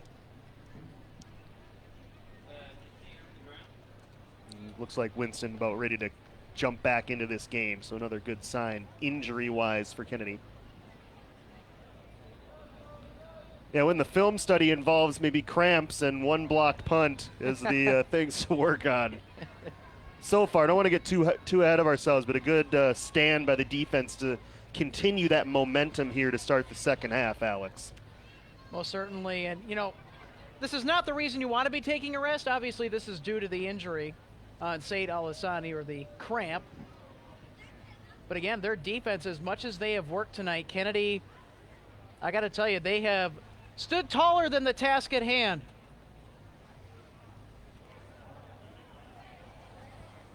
Saw a lot of happy Eagles fans as I made my way down from this press box at the end of at intermission, I should say. Al-Hassani is up and walking off under his own power. There's Kedrick Williams. He's about 22 minutes away from, I think, what'll be a pretty joyful conversation with me on Tuesday on Inside Kennedy Football. Oh, yeah.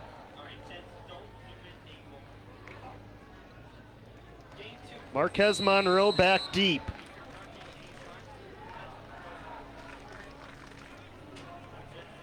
Here's the punt. Monroe venturing to his right, bobbles it again, and he'll just fall on it again. Monroe dropped a punt in the first half, if you all remember. 38-yard line. Bright lights are moving from one direction to the other. That's a fortunate bounce for Kennedy, and the fact that it didn't get too far away from him. Again, the smart thing, just don't try to pick it up, just fall on it. Kennedy has possession. Well, at least he recovered his muffs both times tonight, on the one we just saw and then the one earlier back in the first half. 4 wide receivers for Kennedy. First possession of the second half, leading by 21. Up the middle, and it's Eric Johnson. That looked very dangerous for a split second. Oh boy. Johnson got 5, and now another injured Eagle. That was maybe a touchdown saving tackle there from number 3, Nick Dombro, has had a quiet night. Remember, he caught both touchdowns last week for Highland Park. They have just 2 completions in this game. Totally. I believe that's Bartholomew, number 58. He's had a nice half, or had a nice first half from his linebacker spot. Again, Kennedy, a lot of players in St. Paul Highland Park the same way too, both teams. A lot of two-way players on a hot night. So we started at right around 80 degrees and humid.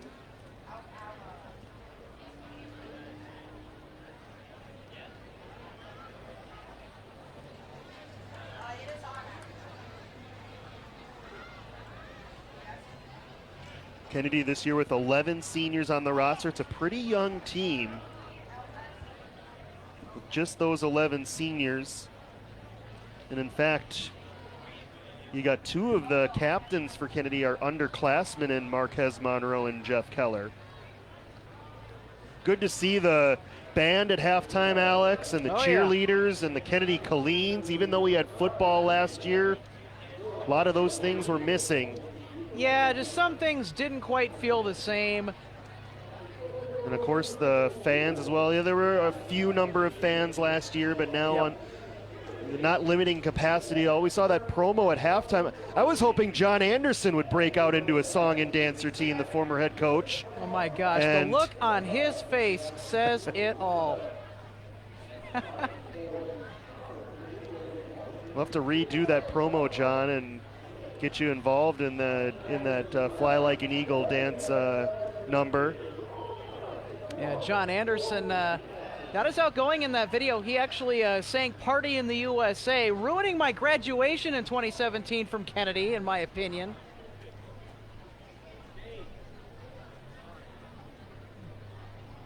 Yeah, very interesting promo nonetheless from the Kennedy folks.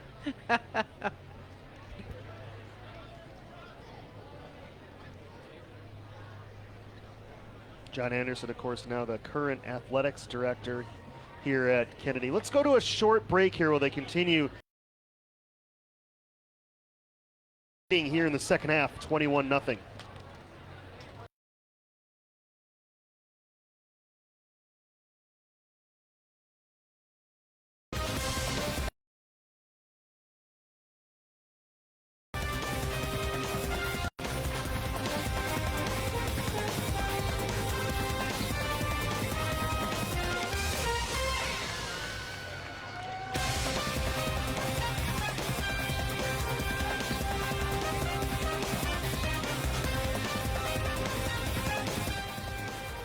We are back as they're helping.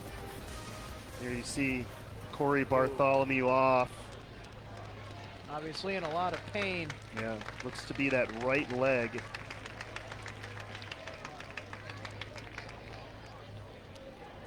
We hope he's okay. We'll take a look at him on the Eagle bench. Good to see teammate support as well.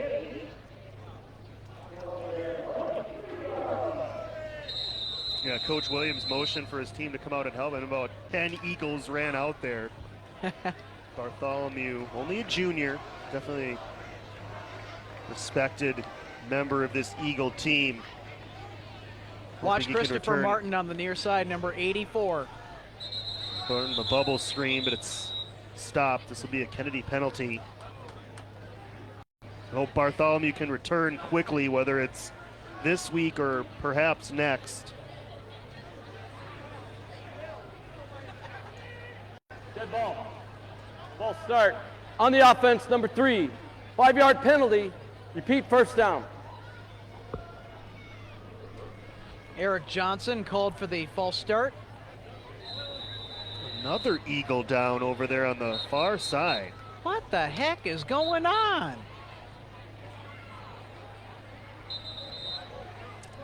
Boy, I got to tell you, it is a cramped conundrum tonight for the Kennedy Eagles. That's Walker again for the 3rd time.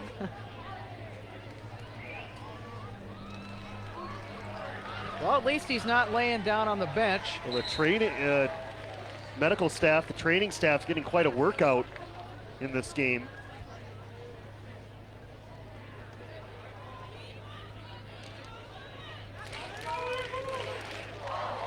So after all that, 2nd and 10 now. Remember, Johnson picked up 5 on first down, then the penalty. The 2nd and 10 from the 38.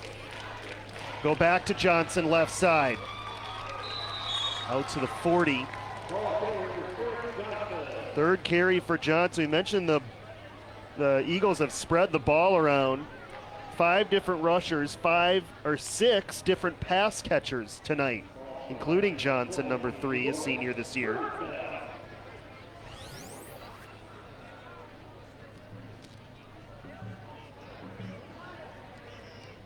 3rd and 8 as you see that defensive end Fergassi taking the gamble, crashing down. We'll see if Zesh pulls it another time or two. He'll keep it here on 3rd and long, rolling and throwing to Christopher Martin, but it's well covered and well short of the first down. As it looks like another cramp, this time for a Scots player who made the tackle. Good secure throw and catch. But again, Kennedy cannot be too conservative. Yeah, and I know that you have the 21-point lead, but you can't sleep on it either. And I can't tell you how many times we've seen comebacks on teams that led by 3 scores. It's a 1-yard gain. We got to make sure this game wraps up in time for Inside Kennedy football on Tuesday night. Yeah. The players also have school on Monday. We need to make sure they're back in time for class.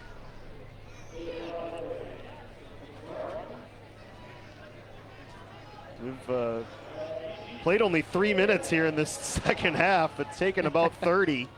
Martin back to punt. Good snap once again. And Martin kicks it high, short, caught at the 35-yard line.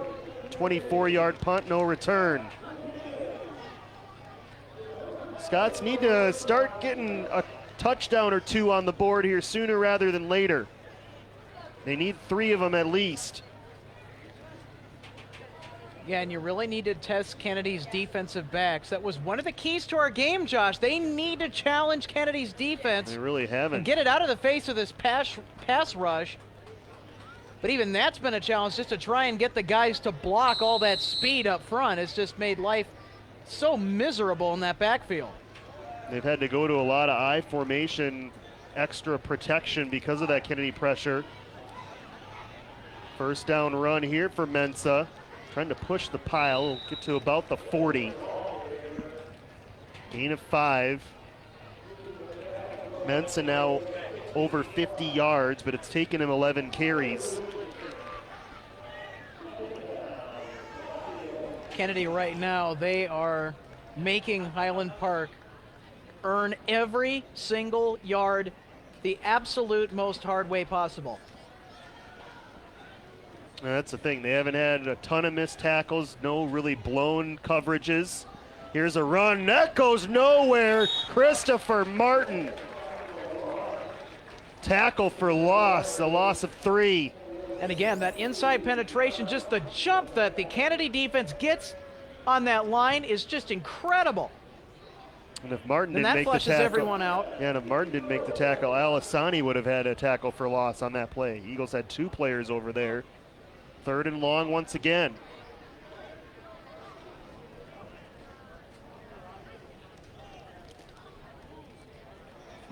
Well, if you're Kennedy right now with your defensive line, you just got to keep bringing that pressure right now. Dombro in motion. A whistle and a timeout taken by Jonathan Brown and St. Paul Highland Park. Yeah, I agree with the timeout here by Jonathan Brown. And especially to regroup with your offensive linemen as well. You need to change the blocking scheme up considerably to counter that speed up front that you're having to face. Kennedy defense has been so strong in this game. The Scots have had just 2 possessions in Kennedy territory. The first one didn't make it much past the 50. And remember, the other one was a drive that started in Kennedy territory because of a block punt, and Kennedy was able to get off the field, a turnover on downs. So the Scots really haven't gotten inside the Kennedy 20 at all tonight. I mean, just even the thought of that is ridiculous. Just the opposite of last week, where Park Center really controlled the field position game. Kennedy has done exactly that tonight. 3rd and long, and it's right Ponder with the strip sack. And the Eagles have it. And again, it's that speed that created the opportunity, and then you get the strip sack. We'll get another look here on the replay. Michael Winston, the recovery. What a night for the DNs for Kennedy. Wright Ponder and Christopher Martin have been a tag team duo. Well, there it is. In the backfield of the Scots all night. And we talked about Christopher Martin with the coaching staff at the top of the season. A lot of expectations for him, and if he can get play on the opposite side just like that from Wright Ponder, that is going to do both of those young men a lot of good. Kennedy right now playing like the Chaska Hawks, one of the big boys in state, considering their get off. Woo! First turnover of the game. Eagles go to work. Zesh looking end zone. Now under pressure, finds a man open, and it was dropped. Gunther Johnson wide open. Probably should have hauled that in. How about Zesh? Even under fire, Alex has the presence of mind to look downfield. He does. And that play is not on Zesh. That's on his receiver. That's on Gunther Johnson.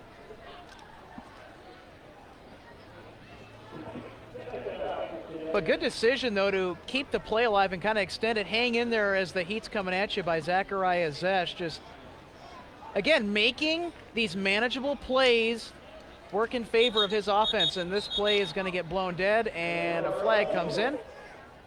It's going to be 3rd and 15, or 2nd and 15 now.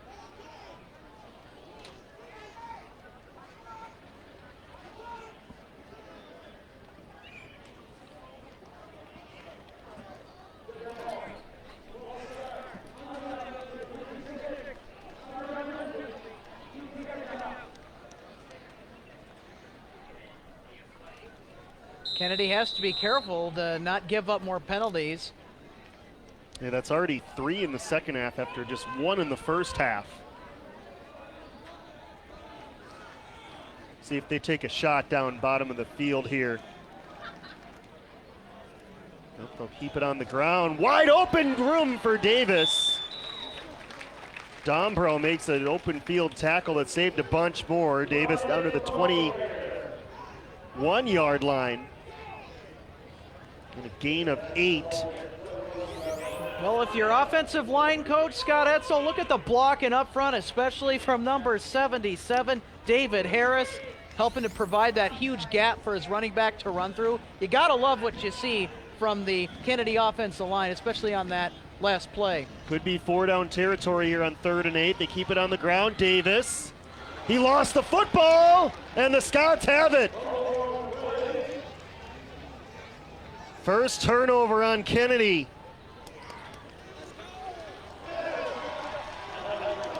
Well, could this be the start of a momentum shift? Davis was almost able to get it back, but you see clear recovery there by Jerome Treadwell. Now the Scots have it back. That's really good presence of mind by number 11, Benny Wad, to get hands in there and poke the ball out while going for the tackle. Very smart heads-up play. But midway through the 3rd quarter, and the Scots have yet to cut in to the Kennedy 21-point halftime lead. So they start at the 20. Vaughn to throw, slings it out, caught. Shea Landa, just the 3rd completion of the game. This one right at the sticks. It looks to be a first down for Highland Park.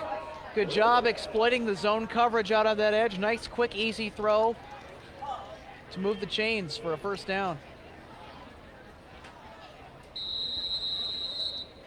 And really, that's how you want to play this zone defense at Kennedy. Kennedy's been throwing zone blitz all night. It's been in your face, and you've been dragged into the mud pit. But give Highland Park credit, they're coming back. Here's Mensa, right side. Falls forward across the 35 to the 36. Smart run by Mensa's patient, just kind of tails his blocker off a bit until he can't get any more yards. But Kennedy's got to be careful now. They can't continue to allow a bunch of consecutive 5, 4, even 6-yard gains. I know it's still 3rd quarter, but if you're Highland Park, you might want to think about picking up the tempo a little bit. Just 17 minutes left in this game, trailing by 3 scores. They flip it out here. It's caught. That's the tight end Fragasi for another first down. Scott's starting to get things moving in the right direction. See how Kennedy responds on defense again. Another zone call by Kennedy, and Highland Park is able to get another quick throw to complete. They did that earlier in this drive too. They threw to the same spot on that far side of the field and were able to pick up first down yardage.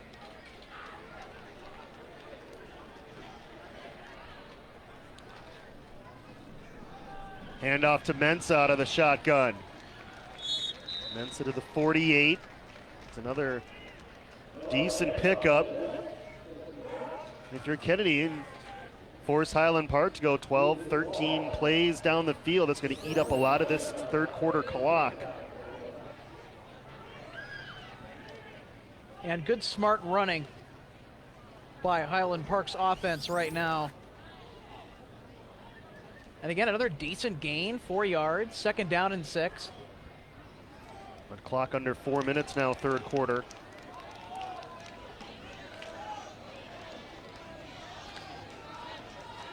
Christopher Martin just hobbled off the field for Kennedy. He looks to be cramping up.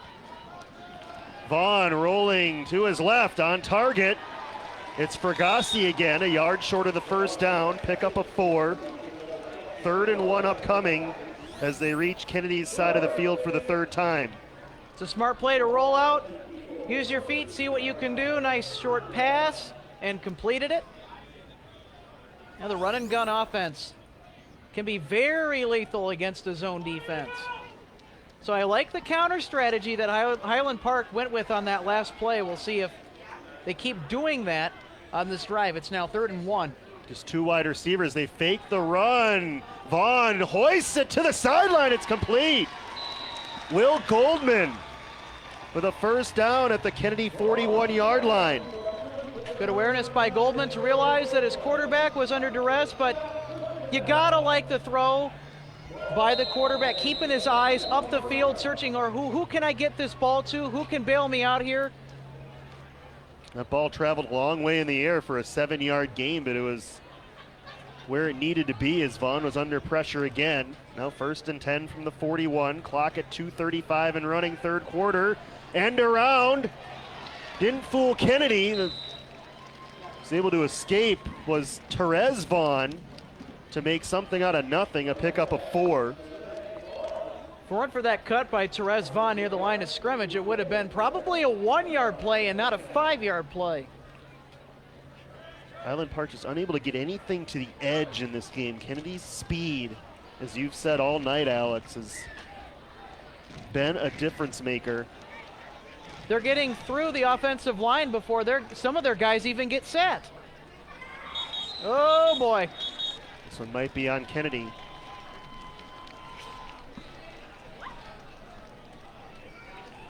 Part of me thinks that was intentional to try and spook him because it worked before in the first half, but a part of me is like, nah, I think he may have had ants in his pants at the same time too. So we'll see what they call.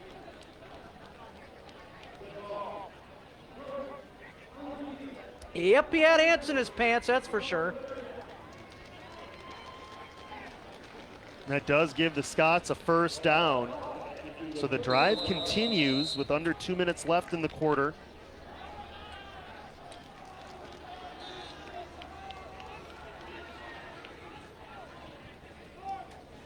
Vaughn to throw.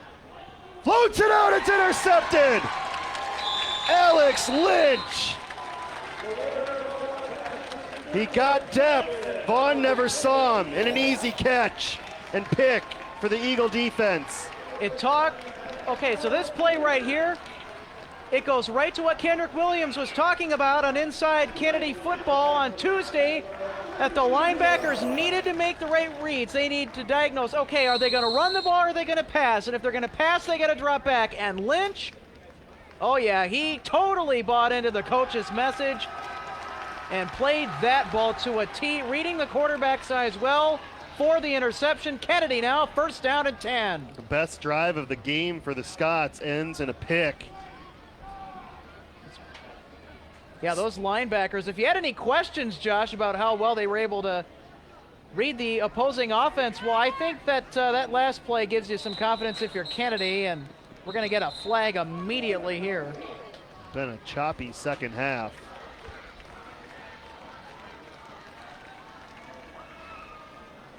Not sure who this is going to be on. Kennedy looked like they weren't ready for the snap. There's also movement on the Scots defensive line. Dead ball. Ball start. On the offense, number 65. And it's on the 5-yard center. penalty. Repeat first down. Looks like the penalty gremlins have snuck around to the other side of the field and have now kind of stayed with Kennedy. It's 5 now in the second half, and they've all been procedural for Kennedy. Something to work on if the Eagles go on to win this game. I'm sure Kendrick Williams might have a few things to say on inside Kennedy football. Here's a run off the left side. It's Eric Johnson gets the penalty yards back.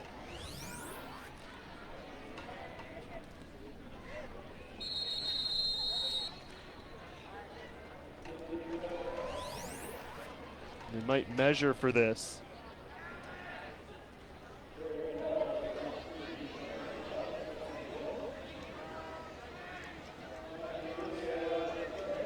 Actually, they're not going to measure. They're going to go ahead and give Kennedy the first down. As we approach a minute and a lengthy in terms of time taken, third quarter, another stoppage.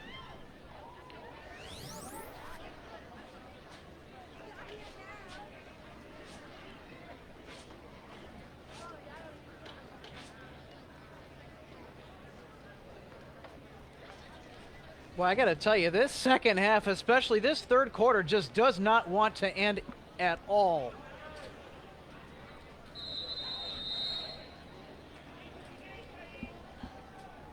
Fresh set for Kennedy. Handoff goes to Johnson. He plunges for a yard as we're inside of the final minute here in the third quarter. Same score as we started this quarter. Eagles are going to take a comfortable lead into the fourth, it appears. Yeah, but Kennedy can't get too comfortable and sit on this lead the way that they have. They need more big plays up the field. Now, it was mentioned, I know, Josh, you were saying about Highland Park, they need to create more big plays for their offense to get up the field. But how about Kennedy, though, too, because they need to convert the chains and just keep that ball in their possession and keep the clock going. Bubble screen is on the money to Somsaki. He twists for a couple. Final play of this third quarter. This quarter finally ends. But a productive quarter for Kennedy, even though they don't score. Neither did the Scots. The Eagles have a 21-0 lead headed to quarter number 4. Yeah, well, and the Scots' most promising drive of the game ended in a interception. And number 8 for Kennedy, Alex Lynch, had the honors of picking that ball off from St. Paul Highland Park as they were marching it down the field into Kennedy territory. So 12 more minutes. Kennedy that close to their first win of 2021.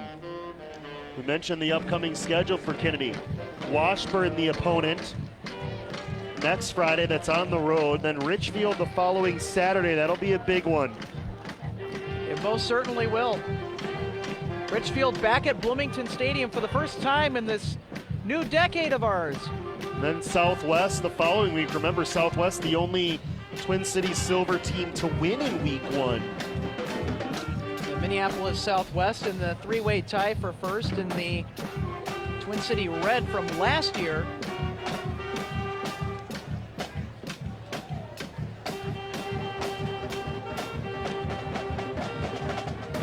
Another big game for Kennedy, too, down the stretch on October 15th. They have to play the SMB Wolfpack again. This time without Jalen Suggs, but still a very tough team to play, especially on the road. Kennedy also plays De La Salle, a new opponent for the Eagles this year. Here's the punt on 4th down. Martin, a booming kick, and it gets a nice bounce. A 51-yard punt for Christopher Martin, and no return. There is a flag down.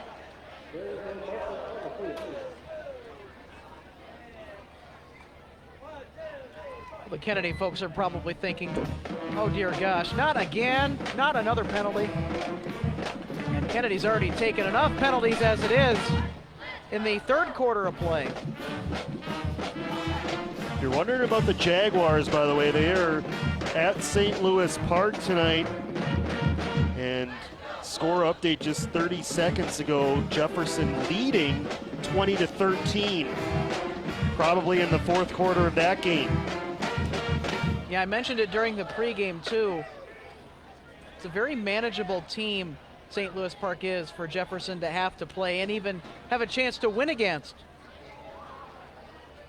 So we could have 2 happy coaches on Tuesday night for Inside Football.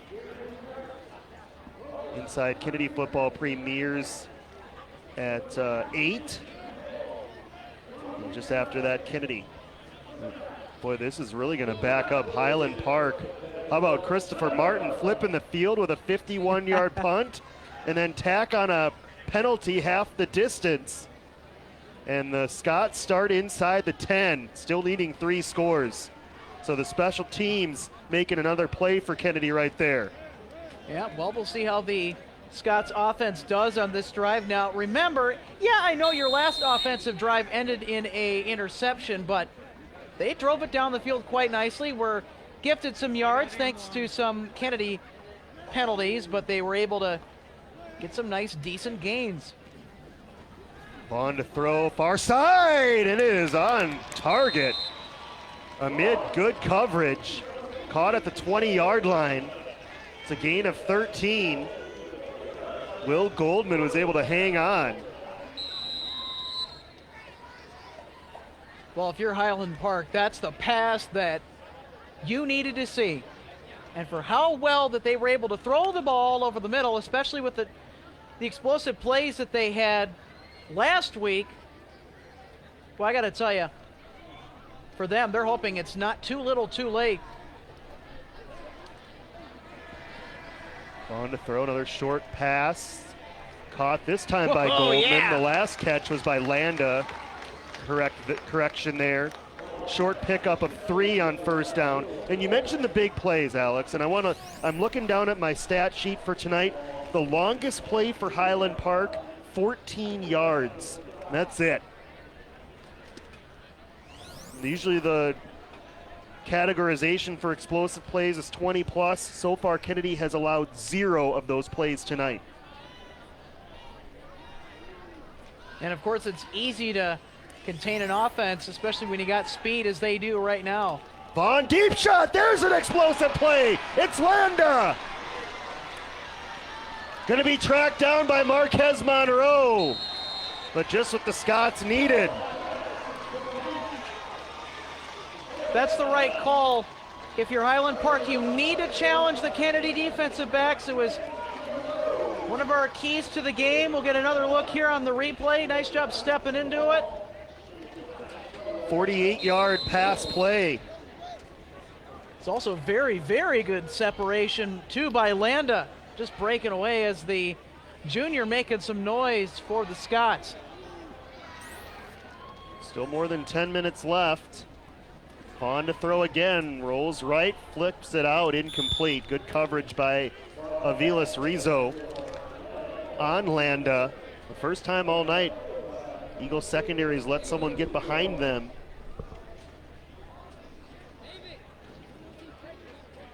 Yeah, sooner or later, you're bound to give up a big play or two as we get another look at that incompletion.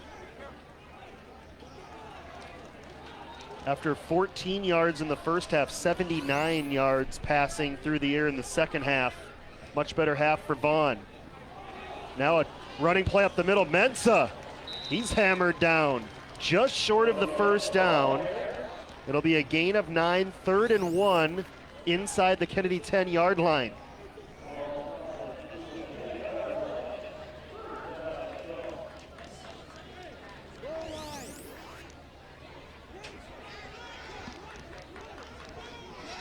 And the Scots punch it in.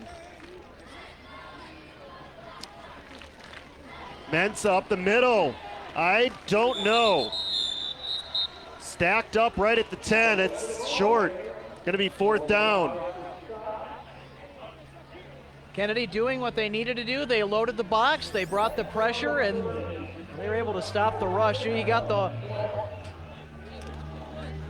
almost the whole flock back in there to bring him down. Kennedy urging the crowd to make some noise. Not quite bring him down. Biggest defensive play of the night on 4th and 1. It's Vaughn wanting to run. He's got the first down. Was able to find just enough of a crease. He got it to the 5-yard line.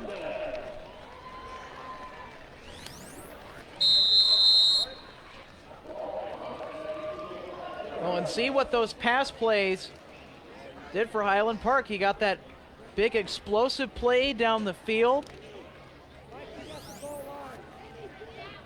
And now you're able to take it some more places. All it takes are a few big pass plays to get yourself in good position to open up that playbook.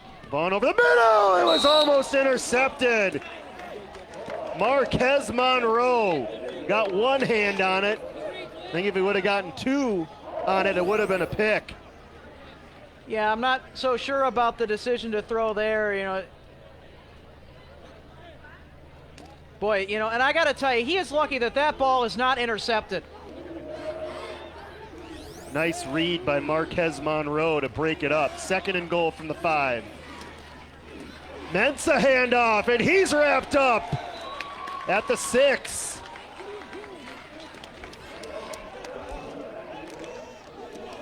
It's goal line stand time right now for the Eagles. They want to preserve this shutout.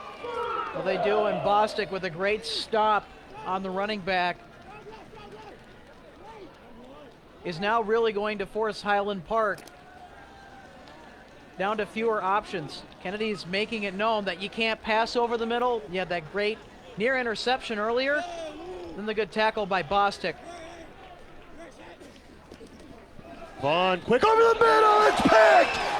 It's Marquez Monroe! Can they catch him? They cannot! A 100-yard pick 6!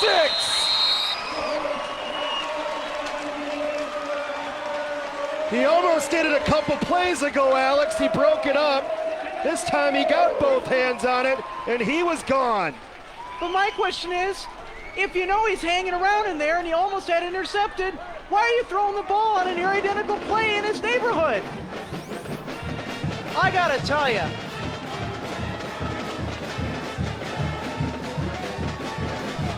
I got absolutely no words to describe that. Look at downfield, Monroe directing traffic, wanting one last block. Christopher Martin says, I got you. Yeah. Well, they say that offense sells tickets, but another thing I'd like to tell you is defense wins championships and wins big games. Oh yeah, he's got the belt. The defense also wins the turnover chain. Well deserved after that 100-yard sprint from Marquez Monroe. Extra point was blocked. Eagles lead 27-0. You know what I like about the defense too in this game, Alex? Obviously they're shutting out the opponent, but what good defenses do, opponents drive on them, they don't break, they come up with the play. We've seen it 3 times now in Kennedy territory. 2 interceptions, one by Lynch, that one by Monroe. They also forced a turnover on downs. Those good defenses, when push comes to shove, they find a way to get stops, and we've seen that tonight from Kennedy. And we most certainly have, and I don't know, I'm still trying to get over that horrible throw over the middle. Yeah, it looked like Vaughn had made up his mind where he was going to throw it before the play even started, Alex. He got that out of there so quickly, and Monroe knew exactly what was coming. And then that ball, too, I mean, it came out like a duck, a wounded duck, just headed right for Monroe, and he took it the distance.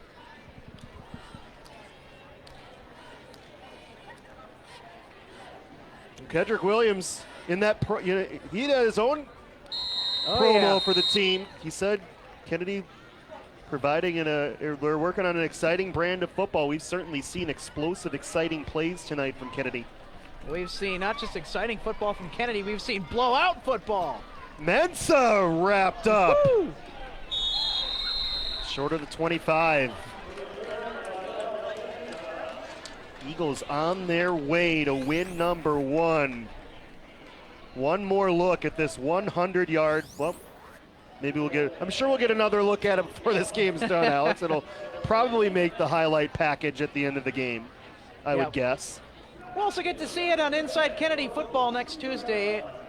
So, all of a lot if of we don't see it again, well, in this game at least, we'll see it down the road. Yeah, we'll have a lot of plays to pick from for our highlight package on Tuesday.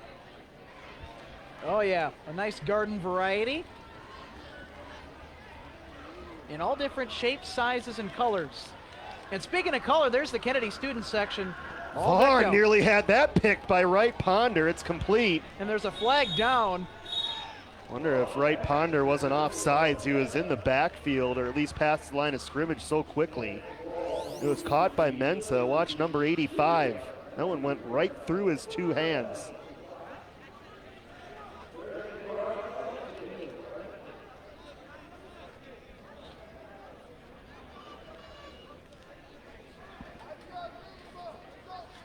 Appears this is going to be on Kennedy. Oh no, they're actually talking to Coach Williams. Not a hard decision. It was a gain of 10 and a first down for the Scots. Of course you're going to accept the penalty. During the pass, holding on the offense, number 3. 10-yard penalty, repeat first down. Well, that holding call is a result of Kennedy being able to overpower this offensive line with speed, so the lineman has to try and catch up and at least grab onto something, but you don't want to hold. Vaughn under pressure again and sacked! Again, Christopher Martin.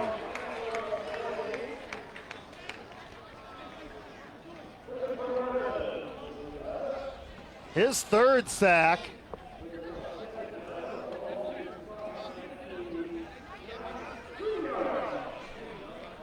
Vaughn had to hold on for dear life. I think he was thinking about trying to throw that away and thought better of it, tucked it before it was fumbled. Probably a smart idea. Don't want to throw a third interception of the game. Christopher Martin just blows right by the blocks and just dragging down that quarterback.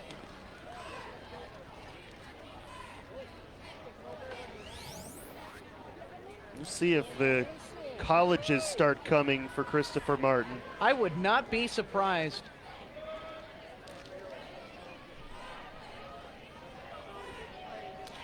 Certainly looks to be a guy could play collegiately, if not in football, maybe basketball as well. Number 84, there's Wright Ponder, his former basketball teammate, now current football teammate. Those two, what a combination. Defensive ends. And those are when you get to the top teams in the state, Alex, those are the type of defensive end bodies that those teams can sometimes produce. Kennedy's got a couple of them. Those are the first two guys you bring off that bus and show up at the road games. Well, especially if you have to play an opponent like SMB, and you have SMB on the road this year too. As I previously mentioned, I mean, that's not an easy game by any stretch of the imagination, and the last time that Kennedy was there, they got it handed to him pretty good. So the Scots backed up, 6:34 left. Kennedy hungry for some more defensive points. Well, Josh, it looks to be about second down and a few miles to convert, doesn't it? 30 to be exact. You see on our scoreboard, here's a pass floated over the middle and nearly picked.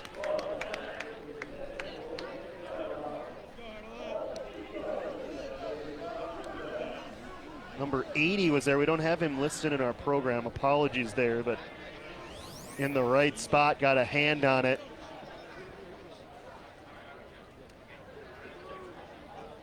was a tough Yeah, ball just to fit in barely got a coverage. hand on it.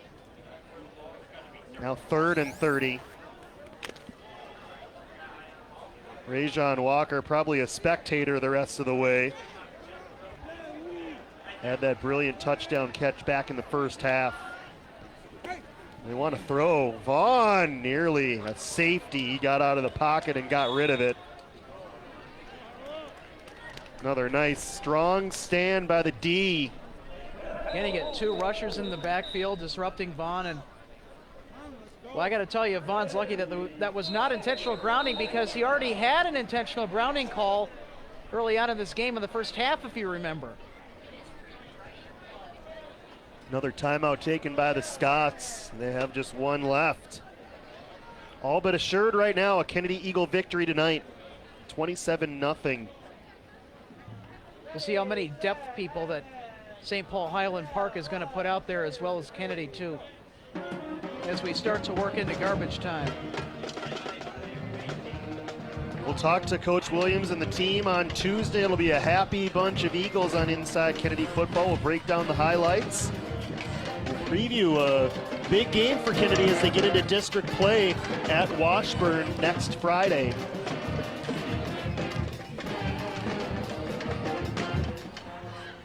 Also have Inside Jefferson football on Tuesday. Jaguars continuing to lead 20-13 in the 4th quarter of that game. Jaguars losing Daniel Freitag for the season to an injury, but they are moving on tonight, pressing on without him. Here's a short punt, 19 yards as it trickles out of bounds at the 22. I think that punt perfectly puts into perspective how the Scots night has gone.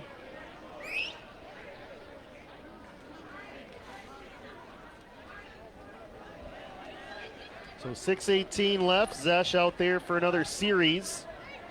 But he's got a lot of new players out there. Some of the younger guys like Luke McKinley behind him appears to be the running back. Yeah, this doesn't surprise me one bit at all.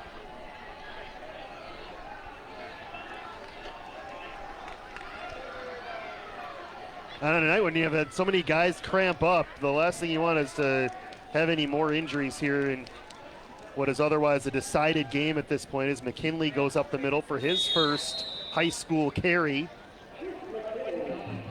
as he's hauled down right at the line of scrimmage.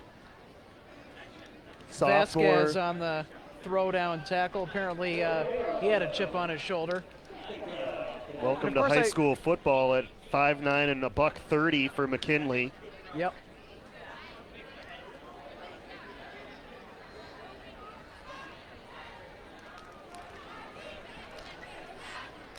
Kennedy should be really appreciative of the situation right now, because got to really work the depth guys on the roster. There's a wide snap. Actually, the quarterback is not Zesh, and that ball is free. It's a turnover on Kennedy. The quarterback is number 9, and we don't have him listed in our program either. So some rust to be shaken off for some of the second and third teamers for Kennedy, but it's a luxury tonight that they're able to get some of those players in a game that Kennedy leads. Haven't had a ton of games like that in the recent past for Kennedy, although it is the second turnover on the Eagles.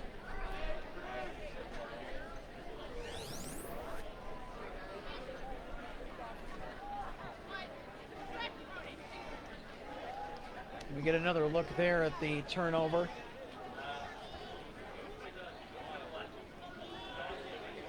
But you know, if you're going to make mistakes, make them in garbage time. I mean, don't make mistakes first of all, but you know, if you really have to do it in garbage time, it's going to be an interesting learning curve for these young guys out there, for the depth players on the roster. First team offense still out there for the Scots as Vaughn throws, and that's nearly picked. Enoch DeBlasca was over there, number 6 in coverage. That's a good play by DeBlasca to block that ball. We get another look here, just getting in front of it. Yeah. Also the linebacker, I believe 52, another guy we don't have listed, was in, almost picked that one as well. Vaughn, quick out, on target to Fergasi. He stretches out to the 41-yard line.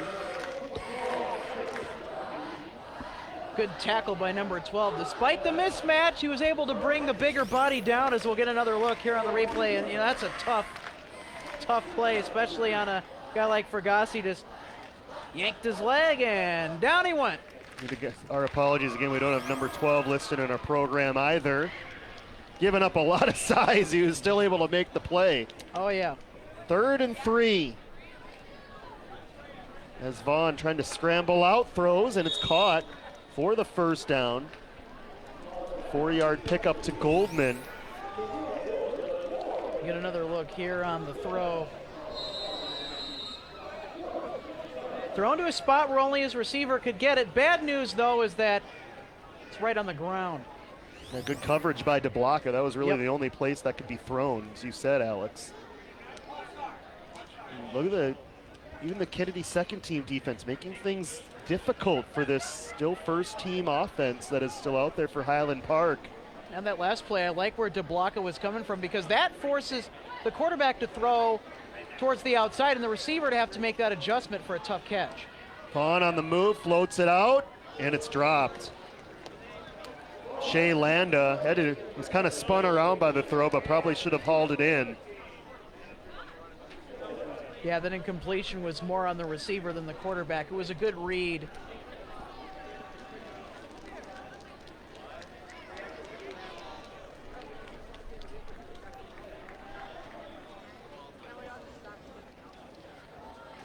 So 2nd and 10, final 4 minutes here from Bloomington Stadium on a picture-perfect night for Kennedy.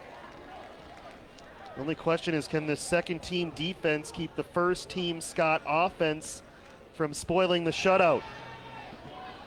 Over the middle, Vaughn, and Lando was only able to get one hand on it. If he didn't get a fingertip on it, it might have been intercepted, as number 80 for Kennedy was lurking.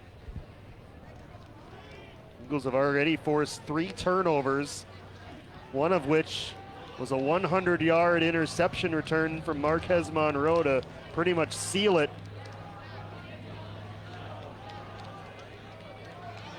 Now 3rd and 10. Let's see what Vaughn does here out of the gun. Has time, now flushed, floats it. One-handed catch for Grassi. Stiff arm for Grassi, broken tackle. Charlie Frograssi spoils the shutout party for the Eagles with a terrific play.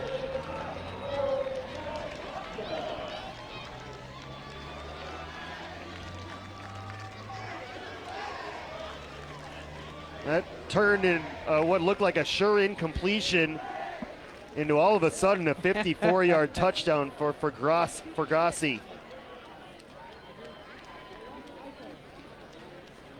Yeah, Charlie Frograssi on that last catch showing a lot of flair and panache, able to haul that ball in with just that one hand. But then to be able to turn up the field and run through the second level to the end zone. Well, you just ran 54 yards and made a heck of a play. Now hold this extra point, please. Is Frograssi out there to hold. And it's wide left. Oh, no, it's good. Wow. Yeah, I thought that was no good for a second, and then I looked at the officials. They put both arms up, and I'm like, what? Well, maybe they deserved that call on the officials with this terrific play from Frograssi. Single-handedly making this happen. Yeah, when Fragassi's in the open field, he is able to use his size and his speed advantage. But give this second-string defense of Kennedy, though, a lot of credit. They held this offense pretty good back in their own end. I mean, took a broken play and a one-handed catch to finally break that second-team defense. Yeah, that second-team defense of Kennedy just to hold for as long as they did against St. Paul Highland Park and the starters. Woo! Might we see onside here? You never know. Scots are out of timeouts. Still down 3 scores.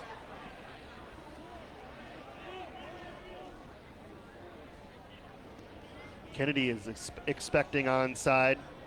Most of the players just on the Eagles side of the 50, just out of your picture there. Instead, it's a relatively deep kickoff. Kennedy needs to get on this ball. Instead, it twists out of bounds. Fortunately for the Eagles, as they'll take over on offense. Smart play by Kennedy special teams to just let the ball go out of bounds and then get yourself up the field. Eagles are bringing back, it looks like, most of the first team offense here to just try to wind this clock out. There's not a lot of time left in this game. You got 3 minutes and 37 seconds left on the clock, but I mean, that's still enough time to put together another quality drive if you're Highland Park right now. Free kick infraction. The ball went out of bounds. The ball will be placed on the 35-yard line. First down. 6th penalty on Highland Park to match Kennedy's 6.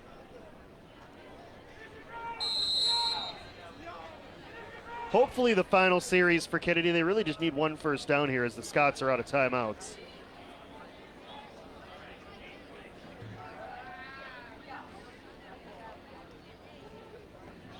Zesh handoff, Alasani to the 36-yard line.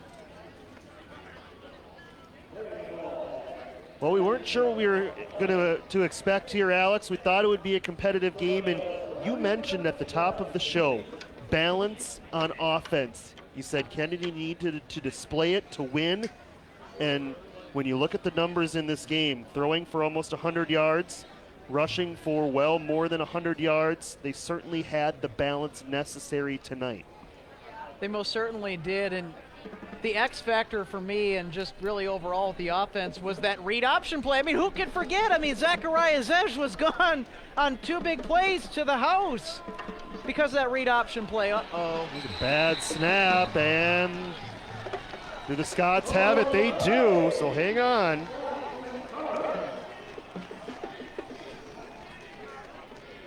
.245 left.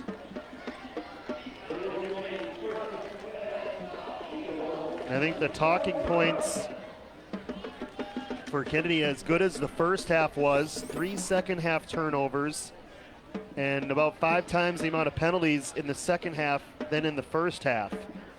And I know it's not a team used to playing with a 27-point lead, but these are experiences that they're going to need to maybe draw back from later on in the season when maybe it isn't a 27-point lead. Maybe it's only a 7 or 10-point lead that they need to protect.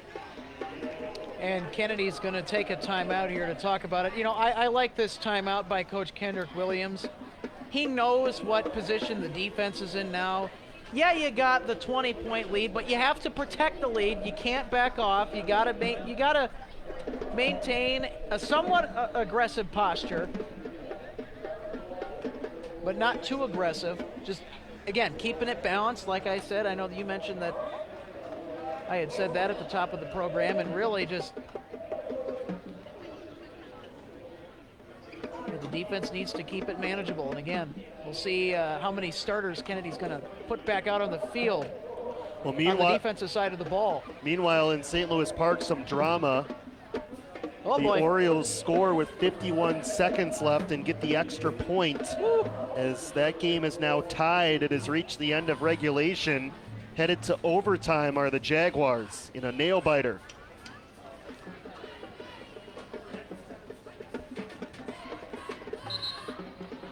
Hopefully less drama here in the next 2:45.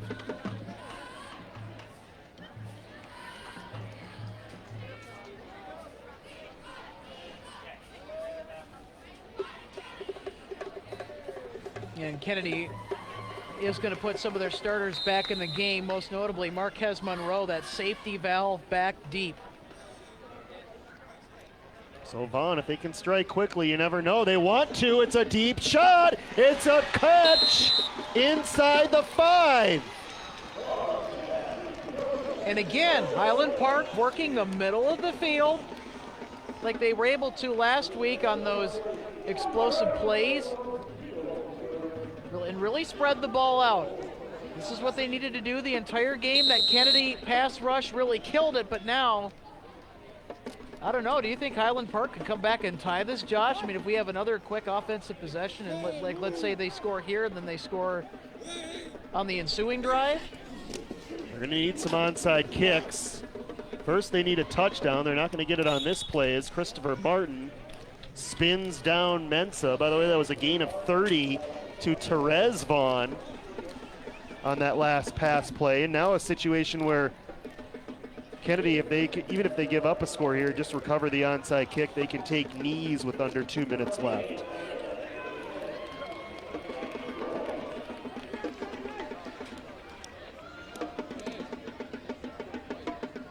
Well, the last time Highland Park was in this position, it was a pick 6 to Marquez Yeah, I was Monroe. going to say, I don't think they're going to be throwing any passes over the middle here on this sequence.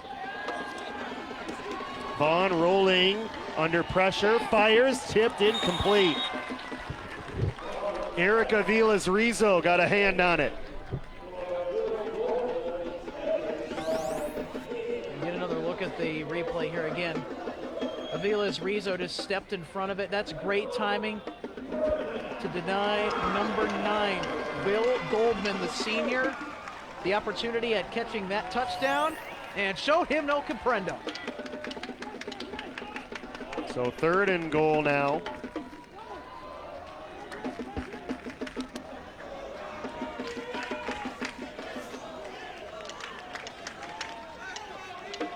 Mensa in the backfield. Vaughn goes under center. Might be a sneak here. Nope, he's going to drop back to throw. Floats it incomplete. He was under quick pressure. Deshaun Bostic was in there right away, 22. And now 4th down.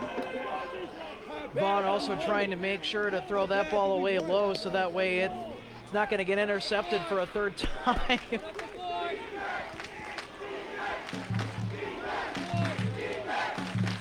Kennedy a play away as the crowd comes to life from getting off the field, taking a couple knees and getting out of here with a win. And the Kennedy bench getting the crowd pumped up too, some of their guys. You gotta love it. Vaughn floats in, it's intercepted again. 4th turnover of the night. This time it's Elijah Smith with the pick. Elijah Smith looked like he wanted to bring it out, but it's a smart decision by him. Yeah, just fall down. I don't think he wanted to fall down. I think he wanted to have another 100-yard pick 6 like he saw his defensive mate Monroe do earlier this quarter. We was looking to return it, but he saw a bunch of play to get down though and just get the touchback and set your offense up at the 20-yard line. So that's the smart play, that's the safe play, and again, another intercepted ball in which the ball was thrown over the middle.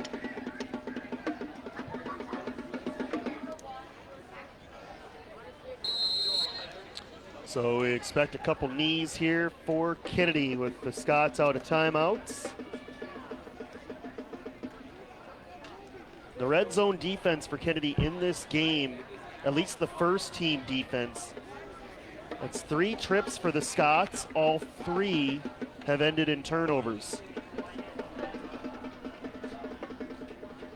As the Eagles in the victory formation. Kennedy is going to move to 1-1. Inside Kennedy football on Tuesday, 8 o'clock. It'll premiere. You can watch it live also on our Facebook feed. Typically just after 6 o'clock is when our Facebook live show will start. Facebook.com/BECTV.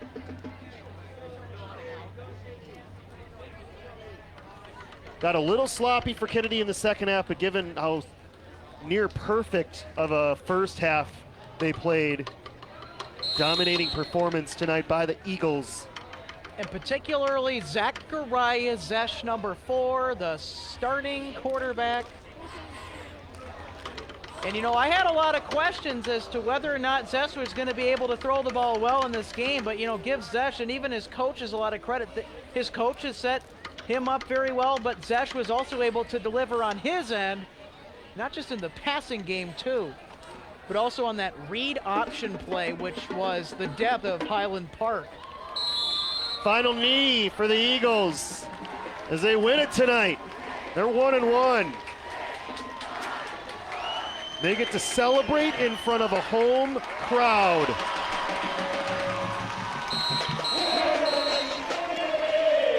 As Eagle football back in full force at Bloomington Stadium in 2021. Lots more to come here on the post game. We'll have some final thoughts as well as highlights from a big Kennedy win tonight. A lot of happy Eagles on the sidelines. And here come the student body onto the field. Great scene here at Bloomington Stadium. Much more to come as the Eagles win it tonight 27-7 on BEC TV.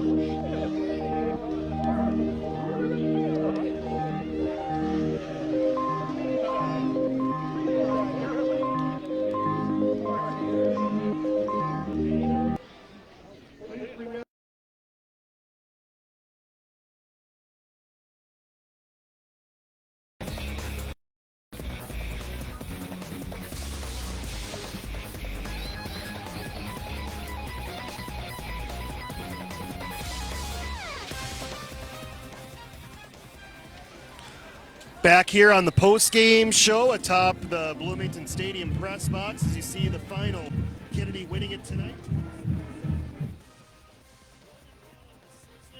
And the St. Paul Highland Park Scots fall to 0-2. Alongside Alex Redding, Josh Powers here. Well, we said a lot about this game. We had plenty of stoppages to talk about it during the game, but what a great first half for Kennedy. Nearly pitched the shutout, their first team defense did, but you look back to that first half, that's where Kennedy won this game, getting it done on the ground, in the air, and really playing mistake-free football. They really did, and what allowed the defense to really settle in was that offense. You know, the defense has been tasked with in the past traditionally to kind of carry the offense a little bit for Kennedy's football, but now are we starting to see a shift the other way, where the defense can kind of relax a little bit. And they really played loose. They played a really great game. They got a lot of turnovers going their way. And then you look at the offenses, to really how well they moved the ball down the field. That read option set it up very well. But then you got to love the throwing ability that Zachariah Zesch has shown us tonight, because I had some questions coming into tonight's game about his ability to throw the ball well. And knowing that Kennedy would emphasize the run tonight, they did, but they did it on the read option, but then Zesch was able to get a nice variety in there, that balanced attack, and really making some great plays all the way around to help lead his team down the field. Yeah, in that first half, Zesch 6 out of 9 for 89 yards. Only had one completion in the second half, but really Kennedy at that point had a solid lead in hand and was able to eventually run out the clock. Let's look at the highlights from this one. Plenty of highlights if you're an Eagle fan, and it was a terrific game for Kennedy, really in all three phases. And it started with the defense here. This is second half highlights here, Alex. Yeah, just a whole lot to cover here on the highlights package. But, you know, we talked about the offense and their ability to run a smooth and efficient game, explosive plays. But then the defense, they were able to make a bunch of explosive plays. As you can see, there's one of the 3 interceptions Kennedy had on the night. Yeah, that was Alex Lynch in third quarter. This is fourth quarter highlights now. not as smooth of a second half for Kennedy as we saw in the first half.